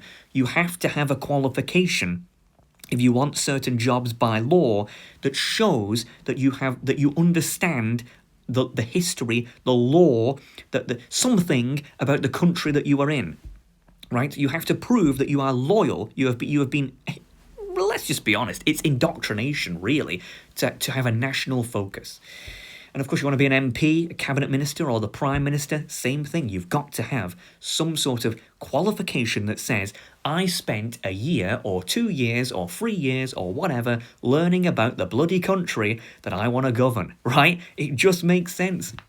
Like, you shouldn't be allowed to be the Prime Minister or a Member of Parliament or a Cabinet Minister in this country if you don't know anything about British history or British literature or anything. If you're just some sort of soulless, global-orientated bureaucrat. No! We don't... And this would fix academia, it would fix the media, it would fix the government. Like, you're essentially just ensuring that... By the way, I'm not saying that people have to be patriotic or people have to be pro-British or like, I don't want it to be like some sort of authoritarian regime. I just want people to at least know what the bloody hell they're talking about in the country that they want to influence. Like, if you want to influence Britain, at least appreciate the past. At least appreciate what came before you. And too many people in this country, especially in these professions, don't know anything about the country, and yet they will, go on and on and on about how much they want to change it. It's like, come on, at least know something about the bloody country, And the Albion Awards serve as a form of national-focused technocracy that would passively lead to multiple benefits. Firstly, it would ensure a domestic educated workforce is much more likely to be attuned to the nation, more likely to pay attention to Britain, their ancestors, what's going on here domestically, rather than in the United States, and acts as a gatekeeper against extremism by grounding the workforce with context. Very difficult to be a fascist or a communist when you've spent a long time learning about the history of the country that your ancestors built. Very difficult to be an extremist influenced by foreign agendas when you're so ingrained in the national lore of the country you're in. No, it leads you to focus more on your country, but also, more importantly, your family, your friends and you who live in the country, rather than being some zealot for a foreign regime or ideology. And, the last one is the American soft power zone could easily be reverted by reigniting British soft power. Duh! Historically, Britain has been a soft power juggernaut, exporting our talent globally across all domains. To give you some examples, Beatlemania and the rest of the British invasion, that was the term for it, took over the world in the 1960s. British musicians, the Beatles are my favourite, that's why I've put them here. And I absolutely love these albums, by the way. Please Please Me and Rubber Soul, amazing albums, just so fantastic. But it wasn't just them. You have the Stones as well, of course, and other British artists. They had this. The Americans called it the British invasion. We had so many great musicians in the 60s that they it was almost like they were invading the American eardrums, and our musicians had so much influence over the American psyche, over the American mind. I mean, once upon a time there was a time where the Beatles were viewed as the sexiest men on earth, which proves beyond any reasonable doubt that looks don't matter to women. So that should be a huge relief to men out there, that really the only thing that matters is talent and charisma, I suppose. But yeah, no offence to the Beatles there. And of course, Harry Potter franchise, right? Starting off as massively successful books and later iconic movies, rocked the 2000s. My favourite Harry Potter book is The Philosopher's Stone. My favourite Harry Potter movie is Order of the Phoenix. Underrated. No one agrees with me on that latter one. But, Harry Potter, huge deal, right? I mean, my God, have you ever, one of the first things that people think about when they think about Britain is Harry Potter, and it's completely fictional. People talking about, did you go to Hogwarts? It's like, Jesus. Whenever I've spoken to American women, always love to talk to me about Harry Potter. Like they'll say oh, what's your Potter house? And you'll say Hufflepuff, and they'll go, oh my God, me too. They always do that. Oh my God. They love talking to you about Harry Potter. It's like one of those things that but it's a good thing, right? I mean, it shows that oh good. I would rather people talk positively about a British creation and relate that to me as a British person than not have any soft power at all, right? But that's an example of soft power, such a successful franchise. And of course the United Kingdom, more so than any other nation, has always been at the heart of the fantasy genre, right? Lord of the Rings, again, Tolkien based Lord of the Rings on England. It was based on England, and Lord of the Rings has inspired other creations. For example, not a lot of people know this, but the Elder Scrolls IV Oblivion, one of my favourite games of all time, was based on Lord of the Rings. That's what it was inspired by, which means that Cyrodiil, which is the land of Oblivion in this game, was based on England. And you can tell, I mean, when you look at that, that's just Cumbria, right? That's just the Lake District. I've been there, So it's unbelievable how much power we could have if we just reignited our soft power exports. Today, however, it seems like the only thing Britain exports is complaining about how we're all so miserable. There's no British music that's exported worldwide today en masse on the level of the Beatles. I mean, yeah, we have some artists, but on the level of the Beatles, or the Stones. Same with our music, same with our movies, our games. God, Fable, was a huge British franchise. Where's that now? Where's that now? I know there's a new Fable. There's a Fable. Fable is meant to be reignited, but still, it's British gaming's dead for the most part. And same thing with books. Our literature has just been shelved by the Americans, even by our own educational curriculum, as I mentioned earlier. All that people know Britain for now is how miserable we are and how much we can't stand our country. That's the only thing Britain's known for these days. That's our only soft power export, misery. And I believe the source of Britain's current creative drought can be blamed, like most things in Britain, on class nepotism. One of the big problems is we have a lot of people, borderline talentless and upper class and middle class airheads, propped up by nepotism via connections or daddy's money. God, you turn British television on and the amount of comedians or actors who just have no talent whatsoever, and you just go how the hell did they end up on television? And then you read their Wikipedia, and it's their father was a banker, and their mother was the daughter of a billionaire, and it's yeah, of course it's just nepotism, it's daddy's money again. And that's the story of so many celebrities in Britain. Like, look at any celebrity in Britain, check their Wikipedia page, check their family history, every single time rich. And, there's scores of talented working class and underclass geniuses kept down by desperation via a lack of connections or money. Like some of the best comedians in the world come from poor backgrounds because their life is a joke, right? I mean, if your life's a joke, you can make a lot of jokes. Well, and they tend to also, like, a lot of creativity tends to come from, like, the best tragedies, the best plays, the best stories tend to come from, like, when you're living like crap, like you're eating pot noodles and you're crying at 2 o'clock in the morning while it pours down in rain in your council house or whatever. You know what I mean? Like, that's like when the best creativity comes to you. I mean, I know from my experience that the times when I've created the most successful things have been when I've been really miserable. Like, for example, I the most successful thing I ever made on the internet thus far has been my Wow's Darkest Secret creepypasta that was seen by, like, over 1 million times, like millions of times on, like, YouTube and TikTok, and had, like, some of the world's largest streamers like Asmongold and Pyrocynical and all these others, like, watch it and like it. And I wrote that when I was going through a breakup. I was really upset, and I was like, God, I got to make myself feel like, I got to make myself, and it came out then because I was miserable. When I'm happy, my creative juices don't flow. The point I'm trying to make here is that if you're in a bad state in your life, if you come from a lower class, you're going to be more creative. You're going to write better music. You're going to write better plays and whatnot than if you're comfy. That's just my opinion. That's just what I've found. And I think that one of the problems is that, unlike in, like, the 60s, the 70s, the 80s, the 90s, and even the 2000s, starting in the 2010s, we just stopped empowering working class and underclass talent. Like, we just totally forgot about it. I don't know why, but we just did. Probably because we embraced racial identity politics from the United States. That's probably why. And by the way, I'm not saying that every upper class or middle class person is talentless, or every working class or underclass person is a genius. Obviously, that's not true. There's some upper class and middle class people who are great, and there's some working class and underclass people who should do nothing but work in a chippy for the rest of their lives. The point is, however, is that we don't make use of our working class and underclass geniuses. There are people right now working in a chippy who should be world famous comedians or world famous actors. Just doesn't happen. No opportunity for them anymore. That needs to stop.